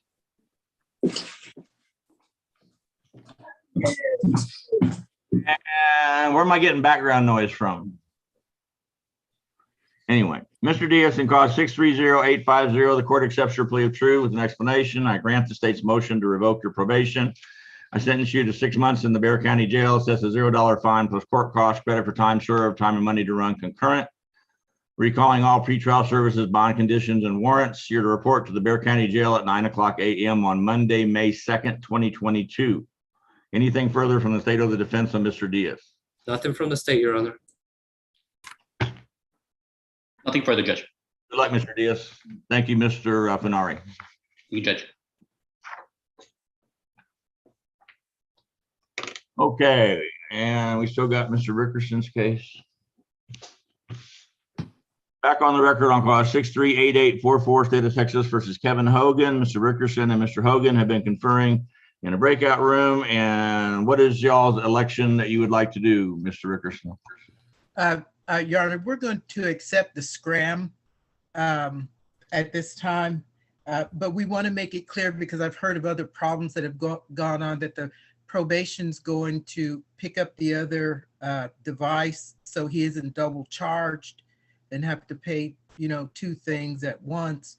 And then Mr. Hogan has asked me to request, and I have to bring it up because he's the client. He's asked me to request that his probation be terminated unsatisfactory.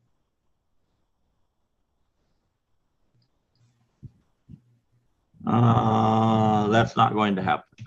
Okay. That was his request, Your Honor. And as far as the device, Mr. Rickerson, once he provides proof of being strapped on scram, then his officer will advise me. I'll create an order. The judge will sign it. It will go to Smart Start. Then he will be able to go and turn in that device. But it's not going to happen overnight. But once he's physically strapped on the device, he can quit blowing. Okay, now we're at the end of the month, and my question would be this: if he turns in that other device, because this may take a couple days, is he going to incur another month of charges for the other device? Let me announce my judgment, my sentence, and then y'all can ask questions about it, okay? Okay. All right, Mr. Hogan, in cause 638-844, the court accepts your plea of true to condition 2A. I deny the state's motion to revoke your probation or to continue on probation without prior requirements and no sanction at this time, although I have the authority to put you in jail for 30 days to get your attention. I'm assuming you don't think that's going to be necessary. Would that be accurate?